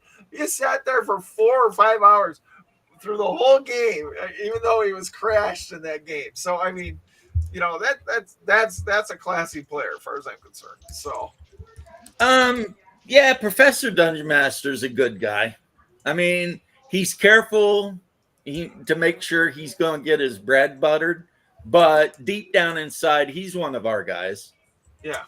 However he acts on YouTube, he's one of our guys. He's an old school player. There is definitely a catch him offline, and you'll see what a difference there is. Well, I mean, he is a professor, so if he got too spicy online, somebody could go for his job. Yeah, he teaches. That's always an issue. See, I'm retired, so I can say anything. Nobody can go for my. I mean, I ain't got a job. So it's like knock yourself out. But that guy's still working, so he's got to be super careful because, I mean, people are right. idiots. He's in the public school systems. He's in the public school systems, and right. He's got like 2 years left to retire or something like that. Yeah, so. You say one thing somebody don't like, and the next thing you know, you're getting freaking fired. It's so stupid. But you know, people. Oh, Shadow, like that, Shadow, you got to meet him in person. Shadow, you got to meet the professor in person. What you see online and what you see in person are two different personalities. I mean, you've got to fly a certain way to make sure you don't get demonetized and people sit there and roll out the hate and everything else. Yeah. And in person, he's a really cool guy. Oh, I've talked shit about him. He's called out my channel once or twice. You know, I personally love the guy. You know what I mean? I mean, he's sort of like Bear, gruff. I mean, I like the guy a lot. I'm gruff. But I also understand that he has to keep it, you know, between these lines. He's got guardrails. Himself. He's got guardrails. And it's sad that life's got to be that way, but there are sociopaths online that will go out of their way to try to get you kicked offline. For saying something they disagree with, even if it's not even that super egregious, you know, they just do it for fun. So it, like when I was in the fire service, I didn't have a YouTube channel. I didn't have a Facebook account. I had no social media, but that was because part of the hiring process is you had to sign paperwork agreeing that you would have no social media. Because, you know, when you deal with medical shit with HIPAA and shit like that, it'd be way too easy to say something that breaks HIPAA laws and then have your ass gone. You know what I mean? So, oh God, yeah, you basically can't say anything. All right, here's your not worried about the world point for the evening tonight. Here you go. Apparently, if you start watching Evil Dead 2 on New Year's Eve at exactly 10:52:45 p.m., so 10:52 and 45 seconds, Ash will say "groovy" at precisely the moment the clock strikes midnight. So there you go. If you got nothing else to do tonight, somebody posted up something about the horns of battle on Lord of the Rings or something like that. The movie, if you started playing it at a certain time. I love these freaks who time shit out like that. Like they're my favorite freaks in the world. You know, they're the assholes who figured out that Dark Side of the Moon syncs up with Wizard of Oz real well. You know what I mean? Like they're the ones who did that. You know, like I love that kind of freak. I wonder if they like And by they, I mean Pink Floyd did that shit on purpose. No, it's absolutely coincidental because it breaks down after a period of time of doing it. There's a moment where the movie goes one way and the soundtrack kind of goes the other way, and it doesn't feel the same anymore. So it's just pure coincidence. But it's fucking brilliant when shit like that happens, and it's fucking brilliant when some fucking. I guarantee you, the guys who figured that shit out were like, before we knew what autism was, they were on the spectrum. You know what I mean? Nothing Like they just their in brain the just world went, is more powerful than internet autism. but this was before the internet. Guys were figuring this shit out in the 70s. You know what I mean? I'm just saying, look what happened with Shia LaBeouf and his "He Will Not Divide Us" signs and shit. Yeah. He put a flag in the middle of freaking nowhere, and these dudes figured it out by looking at star charts and traffic freaking flow. I mean, and then they put the traffic and all flag that down stuff, and put yeah. a Kekmanistan flag up or some shit. That's brilliant. I love this shit, dude. Like, because I'm not on the spectrum. I've done enough tests now to know I'm not on the spectrum, which is like these days makes me feel like I'm an outsider, to be quite honest. You know, because so many people I meet are on some level of the spectrum, either at like 5% or 100%. You know what I mean? But I will always have respect for a brain that can fucking do shit like that. No matter the rest of the shit the brain can or cannot do, the fact that they can really just fucking figure out shit like that, I'm like, wow. Yeah, I remember a while back, this would be like 10 years ago when 4chan went to war with Scientology. That was some crazy shit too. I mean, it's like the worst thing you ever want to do is go to war with 4chan because they will find out everything about you. Yeah. And Mr. Anderson, what up, bro? Mr. We believe the Anderson. knowledge would fix the world if shared and the internet came. How wrong we were. Yeah. Yeah. Yeah, that wasn't going to happen, Jose. It's going to bring everyone closer together. Instead, it just a bunch of assholes. It did for a little while. It was really kind of fun for a little while, and then some assholes figured out how to divide us, and they went right. It's like okay, this is the best example of that I can give you. Do you remember music from about 1981 to 1984? Okay, Everybody, you're in my range. Everybody was listening to everything. I knew metalheads that were listening to Thriller. You know what I mean? I knew everyone was listening to Prince. Everyone was listening to Prince. Everyone was listening to everything. No one gave a shit. And you go to the music store, and it was literally your sections were country western, rock and roll, classical. You know, that was your divisions. And then rap came along, and suddenly they had a peg, and then they started using that to. Well, this is new metal, and this is death metal, and and they started dividing and dividing and dividing and dividing. But there was that brief fucking period, 81 to 84. Everybody listened to everything. I knew guys that would beat the living shit out of you if you looked at them the wrong way, who thought Bronski Beats Small Town Boy was a great song. You know what I mean? Like they were really into that song because it was so cool. So that's what the early internet was. We all got along. It was fucking music from 81 to 84. And then they I remember rocking my silver parachute pants to school with my Japanese imperial flag tied around my knee and all that shit. Yeah, I had my Japanese imperial flag headband. Yeah, it was it was a thing, you know. And at the time, I'm wearing silver parachute pants, Converse, and a denim jacket that says Black Sabbath across the back. Yeah. It's like, what was I doing? You know, living. You know, I was all over the place. But hey, everyone loved Thriller. People loved Thriller so much that my school played the Thriller video as part of the curriculum. Nice. It was like I used to make this stripper, and she said to me one night, we were just fucking talking in bed. And what's she's like, for supper, folks? We're having pulled pork. Oh, nice. Deviled eggs, potato salad, all kinds of stuff. I was dating the stripper when I was like a young man working in bars, and she was in I was 19, 20. And we were just lying in bed when I talked, and she just goes, everybody has a favorite Michael Jackson song. I went, no, they don't. She goes, really? And then she started putting it to me, and I'm like, yeah, no, fuck, you're right. Everybody I know, and I guarantee you, everybody in the world that's listened to music and isn't an asshole just trying to be a curmudgeon or make their identity out of what music they listen to, has a favorite Michael Jackson song. Smooth Criminal. See, there you go. I mean, beyond a shadow of a doubt. It starts that bass line. Yeah. Exactly. It's such a good tune. That's a great track. Plus, he was the guy doing the hook on Rockwell's Somebody's watching me. Somebody's watching me. That was MJ. I got a feeling somebody's watching me. Right? I mean, Fun to see. Oh, Yeah, I mean, Looking for shattered glass over here, James. right? Well, I Yeah. can't sing, but that don't mean I won't try. Yeah. Listen, I can't sing for shit, but I can sing for fun. Yeah.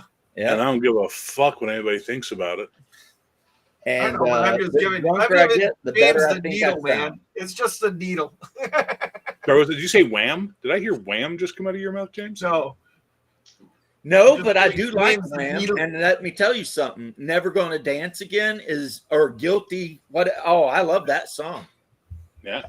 I'm never gonna dance again.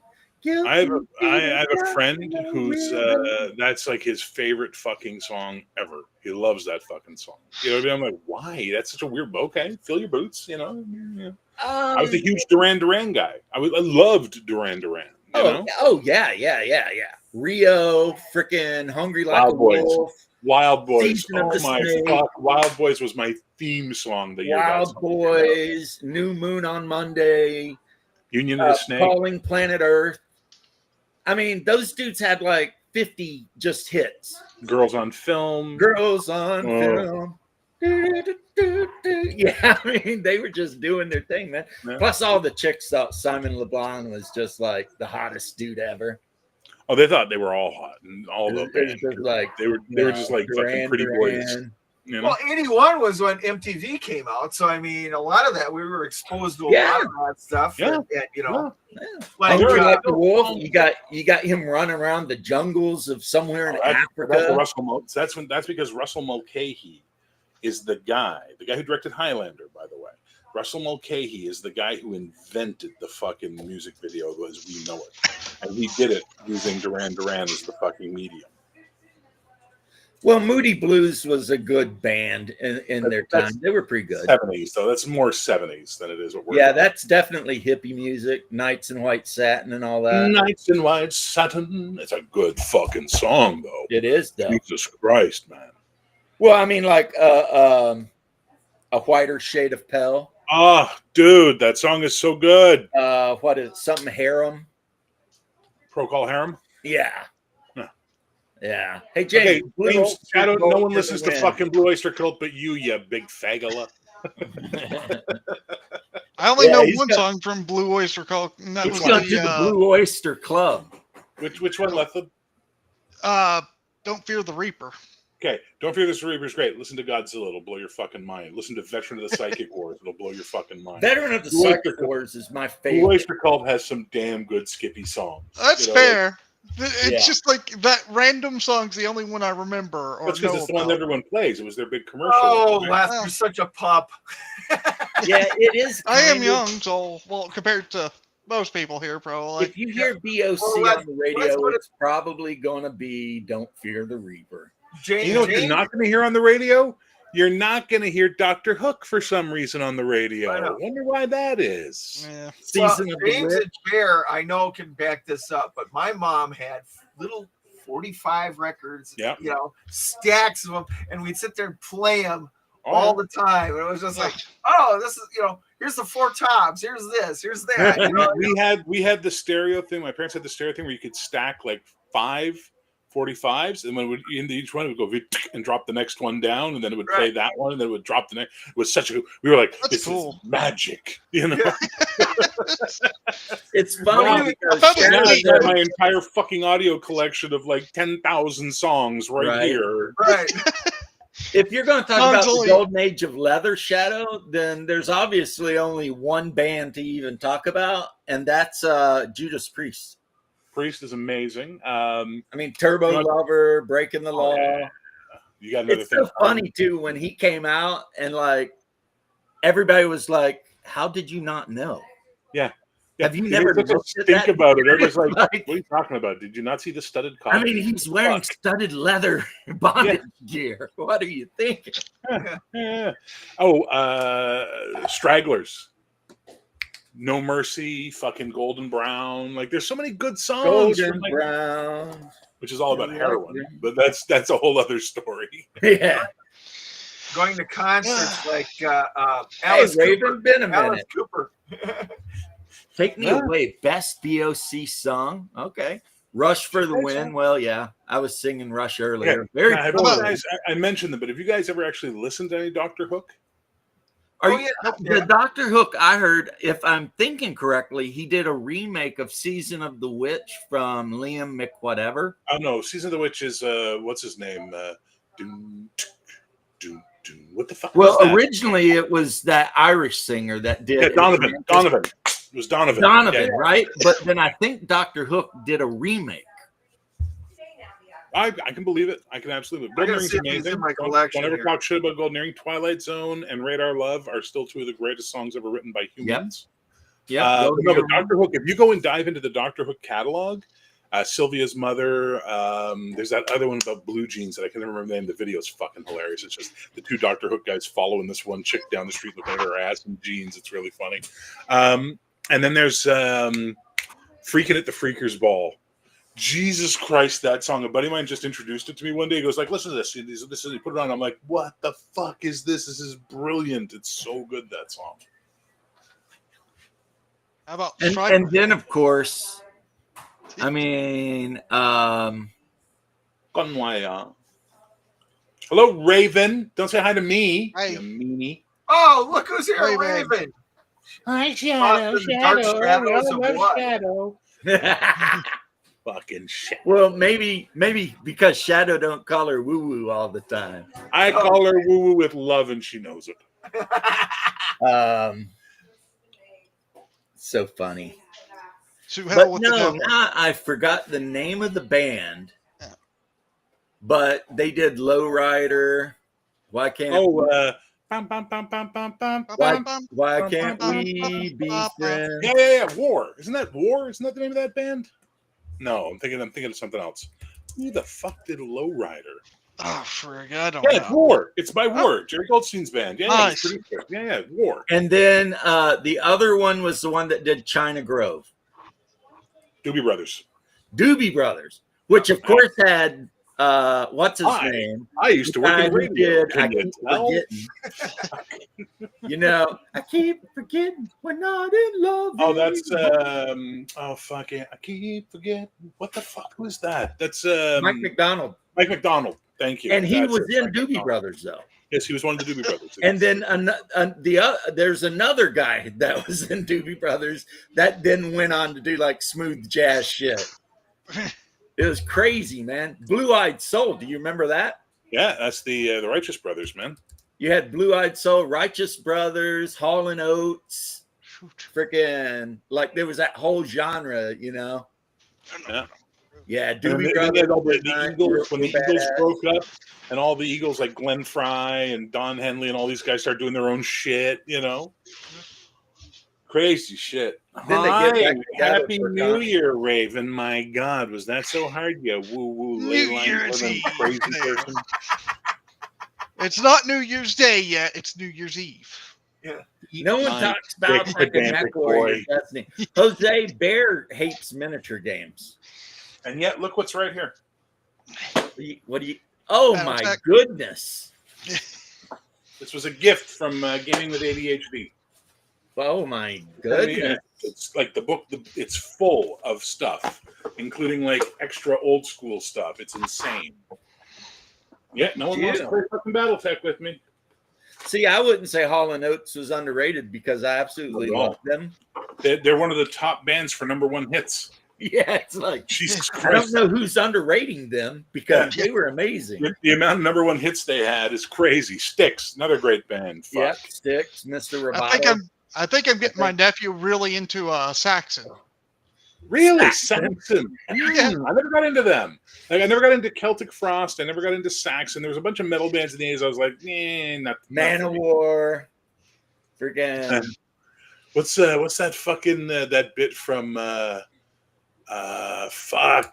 use it in talk radio. Peace sells, but who's buying? What the fuck band is that? King Megadeth. Diamond. It's crazy. Is that who you were talking about? King Diamond? Was that? No, I think it was Megadeth is what I was thinking. Well, I mean Megadeth, yeah. Peace sells, but Who's buying? Exactly. Yeah. And, a mind is a terrible thing to taste. You know, what a great name for an album. Like, it's just so fucking good. Yeah. Jose, I'm not going to review it, and I'm not going to paint. You guys can all on that concept. I'm not going to review BattleTech, and I'm not going to be painting minis in my fucking life. But hang on. Well, wonders never cease. If you actually pay attention to me on my channel, you guys will learn that I'm one of the most open-minded people you've ever met. And if you can show me why something is worth looking into, I will look into it. Megadeth was really cool, actually. They were like the more hardcore version of Metallica. Oh, yeah. It was like Metallica was good. I loved Metallica, or old school Metallica. Megadeth was like more hardcore. You know, my favorite part about growing up in Quebec in the 80s was French listening women? to all the. My second favorite part about growing up in Quebec in the 80s was listening to French guys refer to them as Metallica. It was never Metallica, it was Metallica. Metallica, they're good at Metallica. And they couldn't call it a Kawasaki, it was a Kawasaki. No. 8 Mobius Hate. I have repeatedly told you why I blocked you on my channel. You went on 28mm's channel and called me a control freak in comments, and fuck you for that one. You've never apologized for it. You took the side in that one, and you attacked me in public. So fuck you. I blocked you, and that's the way it works. The day you actually decide to be a fucking gentleman and apologize, I'll happily unblock you. You're a control freak? I'm a control freak. That's what I haven't noticed that. But, I mean, Shadow's a control freak, too, some people would say. But it's control freak spelled with a PH. Slayer was pretty badass. Yeah. I didn't listen to Sepultura, but when Slayer very first came out, I mean, Rain and Blood is insane. That whole album's pretty nuts. But the thing is, when that kind of music was coming out, I was starting to get into The Cure and Sisters of Mercy and you're going through your dark stages, James. I was going through my gothy stage, and I remember discovering all that shit in like 85, 86. I was starting to discover all that really cool alternative stuff that was coming out of England, and I was like, man, this is some great music. Bauhaus. Oh my god, I love Bauhaus.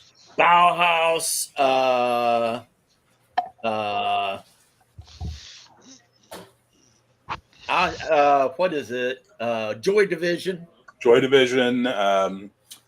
the other fucking band that was so fucking big? Echo and the Bunnymen. They were huge. Yeah. I never got into Susie and the Banshees, though. I never got into her as much. I liked a couple of Susie songs. A couple of songs were okay, but yeah. I mean, Motorhead's a classic, though. Everyone likes Motorhead. And if they don't like Motorhead, they still like Ace of Spades. Have you ever seen the Frankie Goes to Hollywood video that they did at a festival in Germany, which was televised? So this is in the 80s. And Frankie's doing Relax. And Lemmy is there.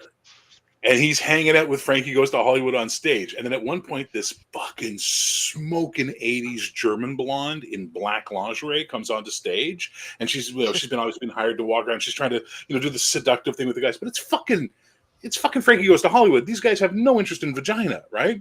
But Lemmy just fucking zeroes it on her like a fucking dart. And then, at the end of the video, he's just walking off stage with her like, oh, yeah, see you later. It's fucking genius, man. Yeah, Frankie Goes into Hollywood. They were way more into the chalupa than the churro. No, opposite. Reverse. They're into the churro. They like burritos more than they like tacos. That's just the way it is. Yeah. They like churros way more than chalupas. But Dead Kennedys, Circle Jerks, Billy Bragg. You ever listen to Billy Bragg? And all of this time, I was still listening to Hank Williams and Hank Williams Jr. on occasion. I had no choice, man. My mother was old country. So right? So it was like Freddie Fender, you name it, man. I was still listening to bluegrass in between The Cure and Joy Division. How about Marty Robbins? Marty Robbins. I love Marty Robbins. That guy's an Hank American Williams treasure. Jr., Hank Williams, Willie Nelson, Waylon and Willie, the Four You Horsemen. guys remember the first time you heard "Round and Round" by Rat? Yep, I do. And there was a this concert. fucking resonance that hit everybody of like, what the fuck is this? Like, it was just such a That band from 0 to 100. Like, I'm telling you. But that band, you want to talk about bands that were not celebrated properly? Rat was a band that deserved I to be love way Rat. bigger than they were. because it starts out and it's just like nothing, and then dun dun dun dun dun dun dun dun, dun, you know. Man. Oh yeah, man. You remember That was some I don't- badass I shit don't- right there. here's a fun one for you guys. Remember the Turn Up the Radio by Autograph? Oh yeah, I got to get my the lunch. album. Hang on. That's my All my right. dinner. Turn on the radio. Turn up the radio by Yeah. Autograph. Yeah, I still got that. I somewhere in my collection, and I don't know, maybe my ex-wife threw it away, but somewhere I have a bootlegged Guns N' Roses album from just before they went to they hit it big. Somewhere in my collection. So Yeah, Marty Robbins was amazing, and also Shadow, who for some reason I don't know why you didn't just jump in, but Greg Allman and the Allman Brothers band. Come on, man! what about Cinderella? I saw Anybody got Cinderella any, in concert opening for David Lee Roth after David Lee Roth had left Van Halen. well, and Cinderella's better than David Lee Roth. They were cool, man. They were. I mean, I was very young, and they were cool. But no, David Lee Roth just killed it. You know, he had all those kind of funny Well- songs. You know, Just a Gigolo and all that shit, and he just killed it on stage. I saw them in Lakeland, and it was just like, oh my god. So Autograph happened because of David Lee Roth. David Lee Roth, the lead singer for Autograph, was David Lee Roth's jogging buddy. And they had a band. There was a bar band they all had. And this band was so good. Van Halen, all the LA scene guys would hire them to open up their shows. And the reviews were always the same thing. It's like, this fucking band kills. They're so good. So David Lee Roth convinced them to make an album and put stuff out. The band had a different name before that. They did, and they only had one song come out of it, right? Which was Turn Up the Radio. They have another song you can find on YouTube called Blondes in Black Cars. Oh, fuck, it's a good song. Like, it's 80s glam metal to the fucking hilt, but it's a good song. One of those bands, they were amazing, but they just never caught fire, you know? Yep. And whoever said early Danzig, yes, of course. Mother! Yeah, that's what I was If you thinking want to too. race down with me. Exactly. I can show you what it's like. Everybody thought he should play Wolverine because Yeah. of his sideburns. Glenn fucking Danzig. What was it? He was in the Misfits, wasn't he? Wasn't he a member of the Misfits? He Or was it Black in Flag? Misfits. I think he was in Saw Is that- Win. Is that the Danzig And I'm thinking of? Danzig, Yeah, the short little dude that collects Mighty Mouse comics like a maniac. Yeah. I heard of a Danzig, but it was something about some evil bricks or something. I was Evil like, bricks. yeah, I Evil don't know. I see a picture of him like near some bricks. I don't know, some weird story about him. Now, Glenn Danzig was he went crazy like everybody in the music industry does eventually, but in his early days, Danzig was cool ass. Yeah. He was dope. Yep. He kind of almost had that weird metal. It was like what you would hear if Elvis Presley had decided to get into metal. Yeah. Because he kind of had that crooning voice. Loverboy, yeah, Loverboy was a good band. Loverboy, you guys in the States, I feel so bad for you because you never got the full Loverboy like we did in Canada. So you guys have a couple of songs by Loverboy, you know, and you go, yeah, they're pretty good. But I could introduce you to some Loverboy songs that were hits in Canada that never charted in the US. You'd be like, holy fuck, well, this band was amazing. Now, I still love you. Whoever said that they preferred Van Hagar. I disagree with you strongly and think you might want to put the crack pipe down.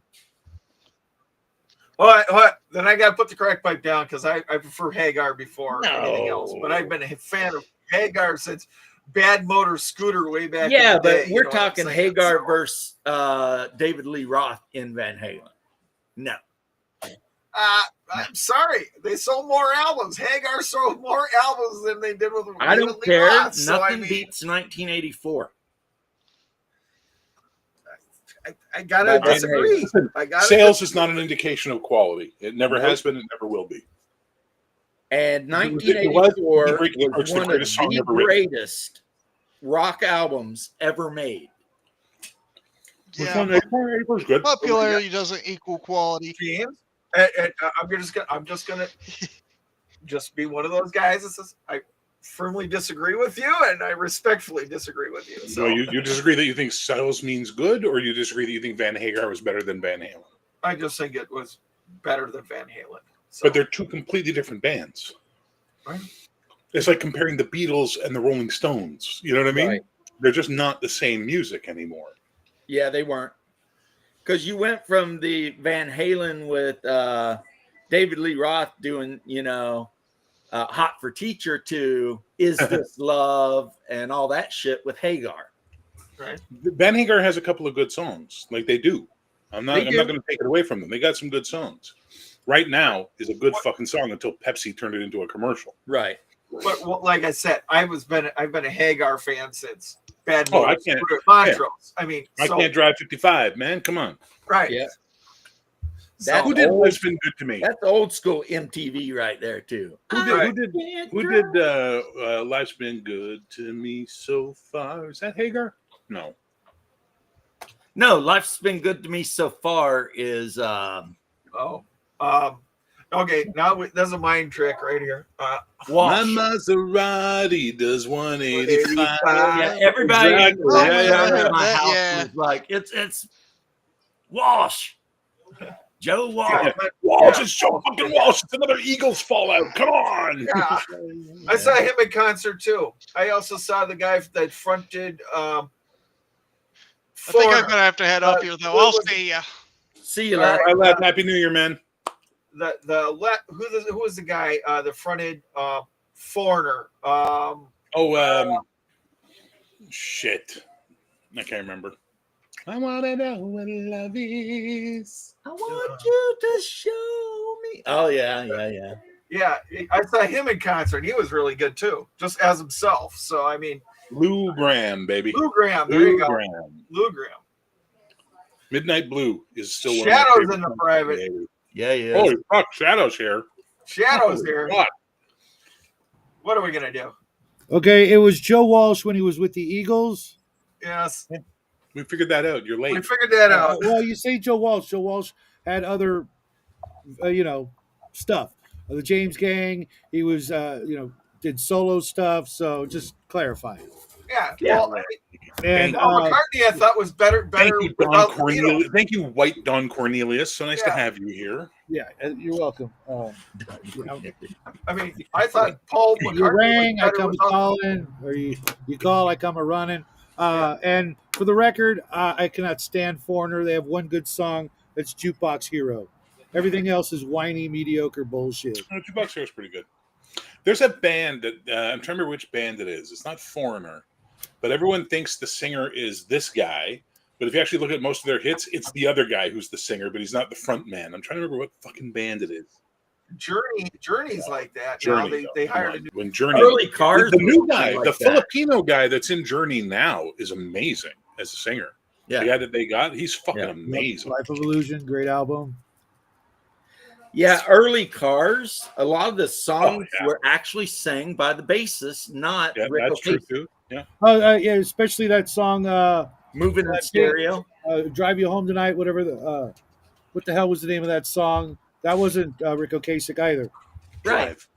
Song's called Drive. They basically had two lead Drive, singers, thank Rick Ocasek and the bass player, Mhm. and they would switch off. It's magic. Yeah. There was something I saw recently. Like it just came across my radar on YouTube, and I watched. And I was like, God, I haven't heard this in so long. Sister Christian by Night Ranger. Oh Oh, yeah. God! Fuck, man. No, it's a good song. Fuck you, Shadow. It's a good song. I put them right up there with Striper. Thanks, Oh but no God, thanks. no. Yes. Night Ranger is vastly superior to fucking Striper. Please, So- please name the Striper hits when you have a moment. I'll be waiting. I can't name them. Yeah, Night no, Ranger. name the Night Ranger. Night hit. Ranger. Oh, wait. They did do that song, Don't Tell Me You're 13. Nope, don't know it. What about Night Ranger? I want to hear the feedback on Night that Ranger. Okay, when you close your eyes, Sentimental Street, Sister There's a Christian. chick band, dude. There's a chick band. Fuck, they Like had a ton of Bon Spanish Jovi. shit. Don't tell me you love me. either. You They know weren't what the Bon thing is, Jovi. though, Shadow? If you're at a party drinking beer and you've also got wine coolers and there's a lot of chicks around, playing chick Yeah. music is not a bad tactic. Putting on Sister Christian Dude. is going to go a long way. I Meanwhile, can't you're over in your crowd disagree. going, why they play more fucking Blue Oyster Cult? Pulling your pud. You know, I got lucky to more Duran than I can count. So Yeah, yes, no, I that was understand. easy. Def Leppard was cool. Plus, Def Leppard they rocked. get respect because when their one boy got his arm whacked off, they didn't kick him out of the band. Exactly. And he can still do his job. So So, yeah, respect. but that kind of reminds me of the bass player from Spinal Tap. Can you play the bass and the keyboards? Oh, I got two hands. Yeah. Spinal Who was Tap. the female rock band? 4 chicks from the 80s and 90s. Do you guys Bangles? remember that one? Bangles? Bangles, Ooh. Go-Go's. Bananarama. That was 3 girls. No. 4 chicks, hard rock, really Vixen. rocked it out. Played with Lita Ford a bunch. Oh, are you talking about the Runaways? Well, That was- Runaways are good. That's That's where further Lita back. I Ford and think Joan Jett Hart. fall out of. Hart You're was thinking 2 of chicks. Vixen. You must be thinking of Vixen.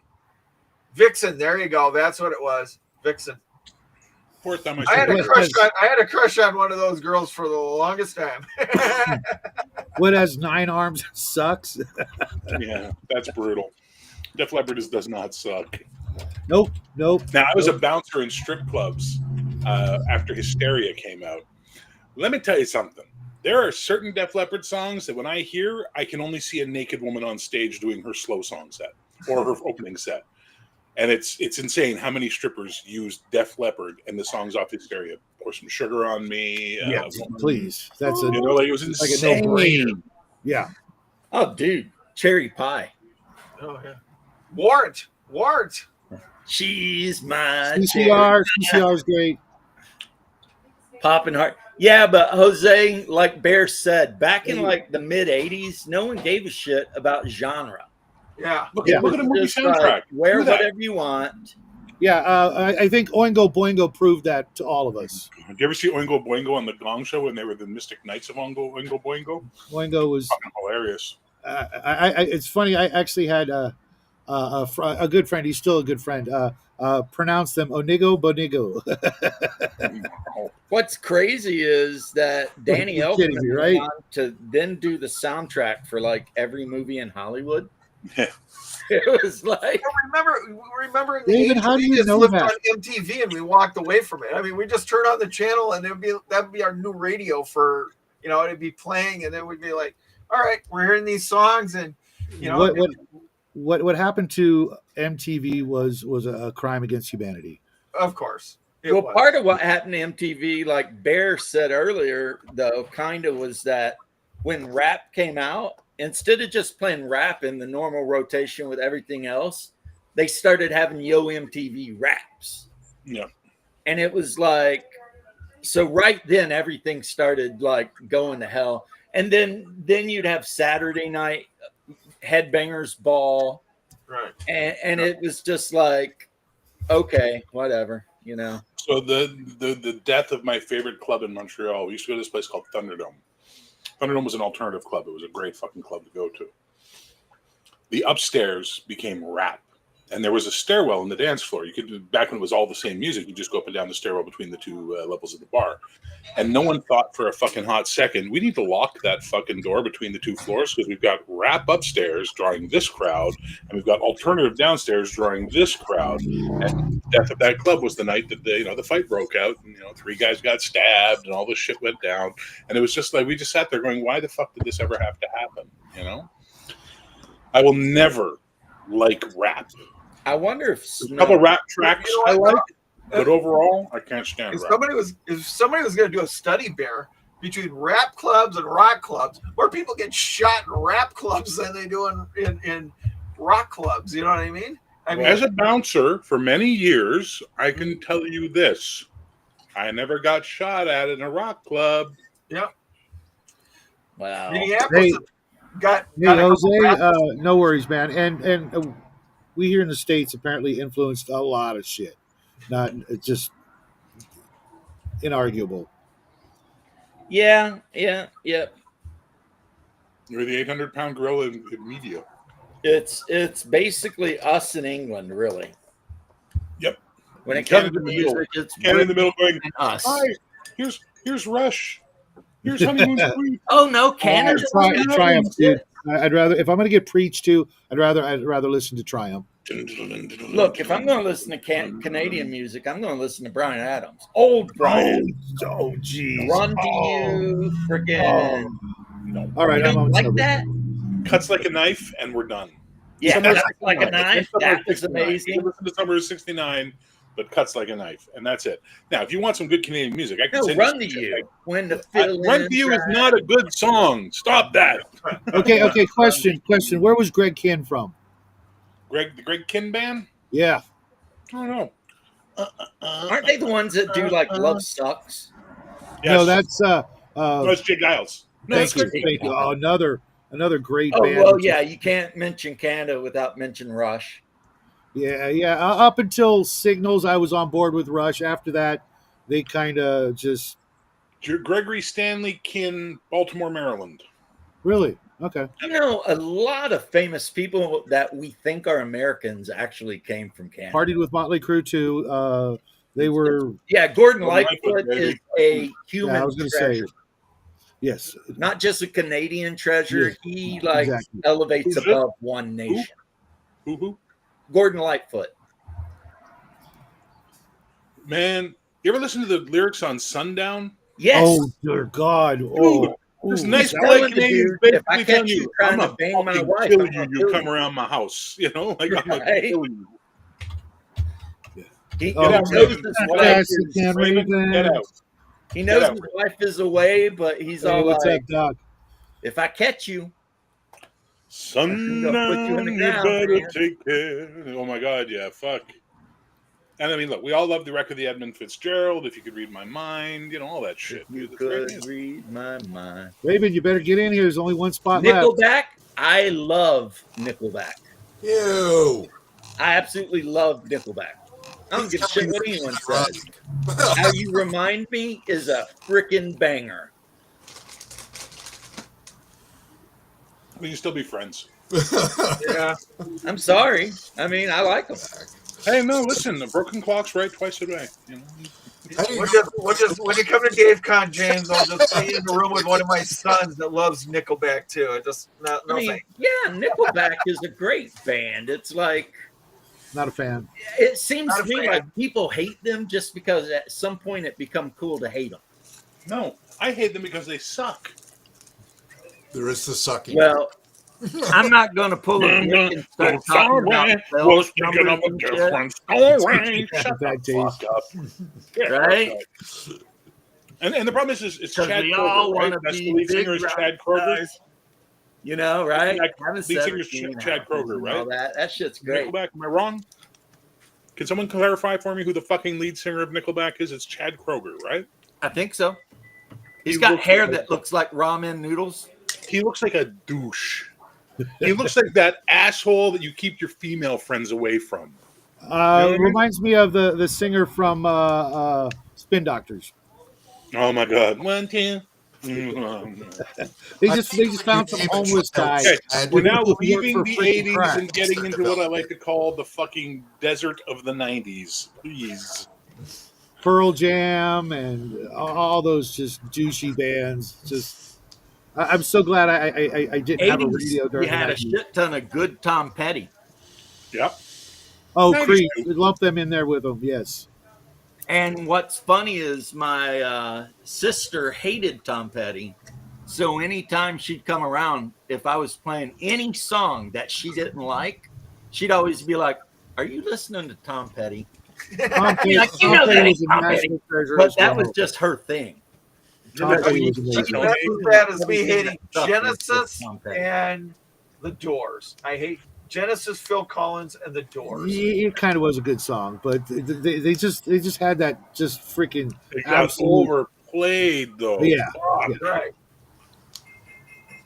So I Queens didn't of care the for Stone Age. Creed that much. I mean, I Do know. you guys remember that what was that show? Mad TV. They did a spoof on Creed and two other bands. How they sounded so alike. They're in these rowboats, acting all morose and shit, singing. Oh, I gotta find that for you guys. It's freaking hysterical. Somebody did a YouTube video where they took like the music from one Nickelback song and the lyrics from another and put them together, and you can't tell. It's like how you remind me with Someday or some shit, and it's like, but I don't care. I mean, so Nickelback might be the candy of music. Well, every now and then you want candy. You know what I'm saying? Yeah, Maybe they're it's not- not they're a not full the nutritious candy of meal. music. It's not deep and intellectual. Bad But, Company. Okay, you've redeemed It's yourself. not Raven. even the candy. Bad It's the Company was pixie freaking sticks of music. oh, badass. Bad Company. Oh, yeah. What was it? All right, fine. Something from 8, or was it 8 from 6? You got to throw Nazareth in there too, though.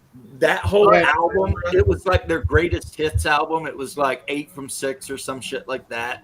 Was Hair of the fucking Dog, banger. Tour de Force, even with that Everly Brothers Let's cover. test you guys. Let's just test. How about BTO? Oh yeah, Bachman Fuck yeah. Turner Overdrive. Right. Come Fuck on, yeah. man. American Right. Band. All right. Oh, Okay, yeah. wait, hang on. I've got it. The ultimate test. This is the one where we split the boys from the men. This is where we figure out who's getting laid at the dance and who's going home to jerk off to a fucking Playboy. REO Speedwagon.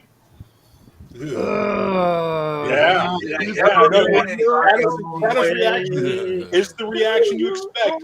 But if you were willing to get up there and fucking dance with the chick to the REO Yeah, Speedwagon, the High Fidelity had some good stuff, it had some great stuff.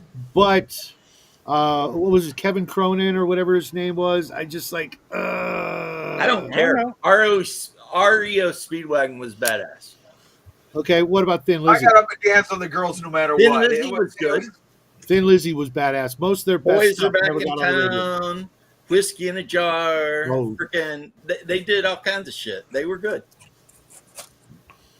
They were Yeah, good. that's it. Shame the Nazareth singers was couldn't really fix You it. guys know Trooper in the States? Trooper? No, never heard of it. Boys in the Bright White Sports Car? No, never heard of them.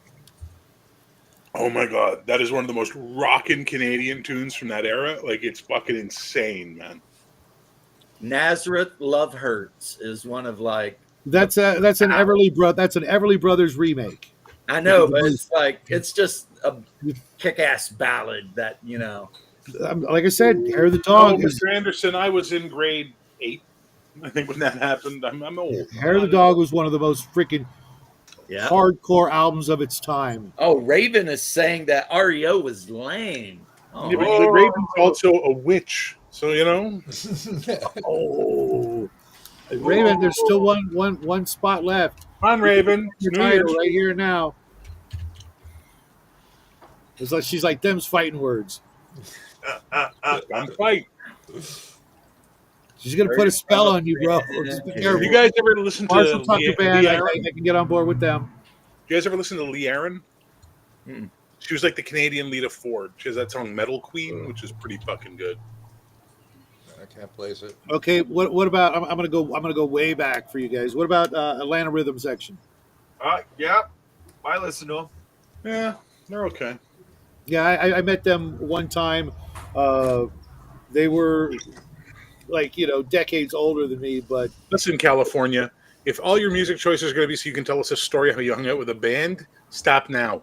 hey, I gotta justify my opinion a smidge. Mariah Carey, who's that? Yeah, we don't like no I've one. never heard of her. No one on this panel is going, ooh, Mariah Carey's greatest hits came out. Must buy that. The only It's thing I know actually about this time Mariah of year. Carey is like the Christmas song. Still drawing a blank. You know, Well, I could try and Mariah sing Carey, like all I her, want- but I don't have a dog whistle installed in my larynx, so I got nothing. She tried to get sorry. the club I Mariah worked Carey at does closed not make it down. into my Hey, music. I know, I know how to get Raven in here in like 3 ticks. Go for it. Stevie Nicks was overrated. I almost punched a guy in grade 9 because he told me that Stevie Nicks couldn't carry Pat Benatar's shoes. And I almost dropped him right there in the fucking hall. I was like, what the fuck did you say about Stevie Nicks? I don't know, man. I always, as much as I love Pat Benatar, I wish she would just stop. She didn't. Just stop. You did all you're ever going to do, like Yeah. 2 decades ago. Just stop already. Is she a thing still? Yep, she's still in concert. She was with the Def Leppard last time I heard. So Yeah. I can't believe you know how none of you brought up Laura Branigan. Laura Branigan was amazing. And I mean, like, the fact that she died so young is a fucking heartbreak. She's the one who did Gloria. Never heard of her. Gloria, Self Control. Fuck, there's another one. She died Can't very remember. young, didn't Take she? my self-control. I think she was in her 30s or 40s. I think it was breast cancer that got her. I think it was a cancer. I think that got her. Yeah. Stevie Nicks was a very good counterpoint to the other lady in Christy Fleetwood McVie. Mac. I mean, she was perfect for that. She reminds me of Oh, no, she that- died in 2004. I'm confusing her with someone else. She was 52 when she died. Stevie Nicks reminds me of Farrah Fawcett and how she never got over that one dude, and her whole life was just kind of, you know. Every fucking song that fucking Stevie Nicks ever. Fuck, I love Stevie Nicks. By the way, I love Stevie Well, Nicks. it was about But Lindsay every fucking song was about Lindsay fucking Buckingham. Mhm. Jesus, that guy. You look at him and you go, why? Why was this fucking asshole? She literally could have had any dude on the planet, and she couldn't get over that one guy. You know, just like Farrah Fawcett and Ryan O'Neal.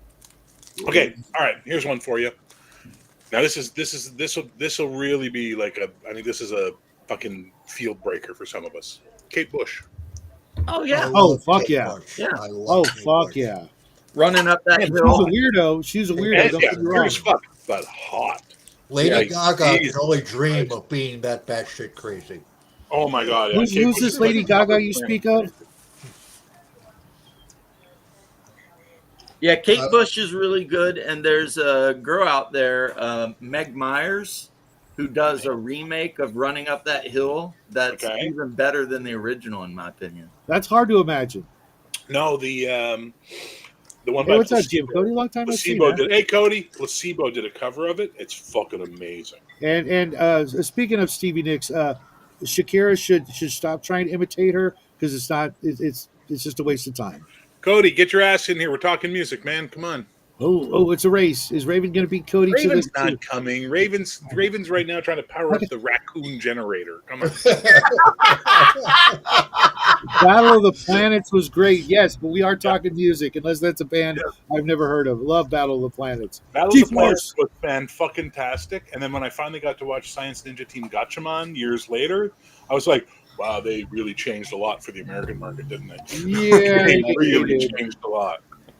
You want to be really disappointed? Watch the American Red Dwarf.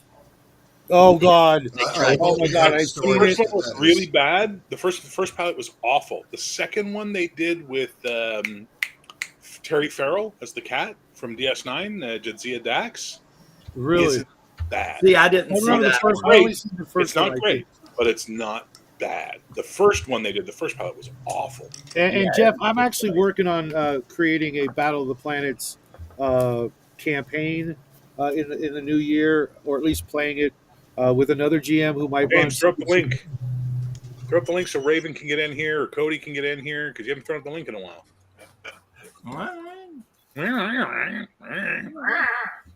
Raven's wrestling the raccoons. She's almost got them into the treadmill. that's her power. Speaking of national treasures, Raven's also a national treasure. Absolutely. I'm just saying right now, she's wearing a fucking weird ass dress made out of like woolen leaves. She's got a fucking staff made out of like yak hair and wood. And she's trying to command the troops, which are the raccoons that invade her home. Okay, Chrissy Hind is not a woman. Chrissy Hind is not a man. Chrissy Hind transcends humanity. She is that fucking Captain good. Harlock. I Captain believe Harlock. that's an Oh, anime. fuck yeah. Just Yeah, I don't used to ever watch watch it- the American dubbed versions. No, Stick to I used the to, I manga. used to watch it in French, and in Quebec it was called Abaltar.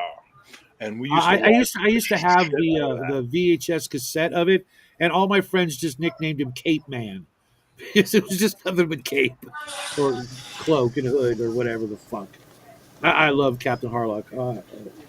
Oh yeah, vaya. What is I that? misspelled it. It's Otavia. What's Otavia? It's a Russian folk band. Oh, I okay. listen to them all the time. Now we're getting into the weird shit. All right, Raven should be here any minute then. Yeah, no, I just put that in Well, she's here in for spirit. those who, are into that kind of music. I mean, if we wanted to get into weird shit, we could start talking about like all the music that come out of Yugoslavia during the war. I'd rather not. Yeah, I think you'd It was be the only weird. one who would know anything about that. Yeah, That stuff was crazy. Like, I can't. literally. Yamato was, dude. I used to run home from school to catch that on UHF. So yeah, Your Star Blazers or whatever it was. Yeah. yeah. It was goofy and corny, but deep down it was freaking epic. And I guarantee you, Raven has no idea what we're talking about right now. It's all late Well, 60s. Raven early can't get to the 70s. keyboard right now because the raccoons have rebelled, and It's now the she's having to 70s fight them with her loyal cop. animation. Yeah, Captain Harlock was a Japanese animation cartoon. Did anyone see manga. It was just Space freaking Pirate epic. Captain Harlock. Did anyone see the live action of Battleship Yamato they made? Yes, it was Japanese? actually pretty decent. Yeah, it was I've got it on my watch list. I saw it at Fantasia the year it came out, and it was like, wow, that was actually kind of well done. I was a big fan of the war game, the miniature war game with the ships and stuff. Just it had everything going for it. If you were, into sci-fi that wasn't, Star Wars or Star Trek, clearly influenced Star Wars in a huge way and never gets the credit. I remember trying to watch that early on when it was in cable because it was just like when cable first came out and it was basically just HBO and Showtime and all the other channels they just showed like the next major market's local TV. And so for us it was Philadelphia, but there were these lawsuits going on, so it was like getting blacked out all the time. So I caught them like once in a while. I wasn't able to follow the show very closely because of that. Okay, so Robotech, yay or nay? Yay. No, yay, absolutely yay. Even though I like Macross and all that other stuff, but Robotech was the first time I saw people die on cartoons on Saturday morning. I was like, what the fuck is this? Okay. What era is your favorite? Oh, third, Invid Invasion. I love Invid Invasion. Cyclones, sign me the. Cyclones are the fucking bomb diggity. When And there's Jackie no was just a fucking- wee and there's no lad. fucking Min-May, which is even better. Oh, thank you. When Jackie was a little guy, he would go through my Palladium books, and he had two favorite Palladium books: the Invid Invasion for Palladium, and believe it or not, Recon, Oh, well, Recon. a game I've never played, but I still have the original edition. And doesn't I- use the Palladium system. I know, right? And Yeah, it uses a percentile system.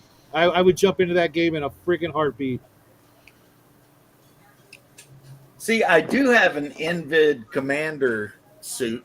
Nice. No, that's Zentradi, buddy.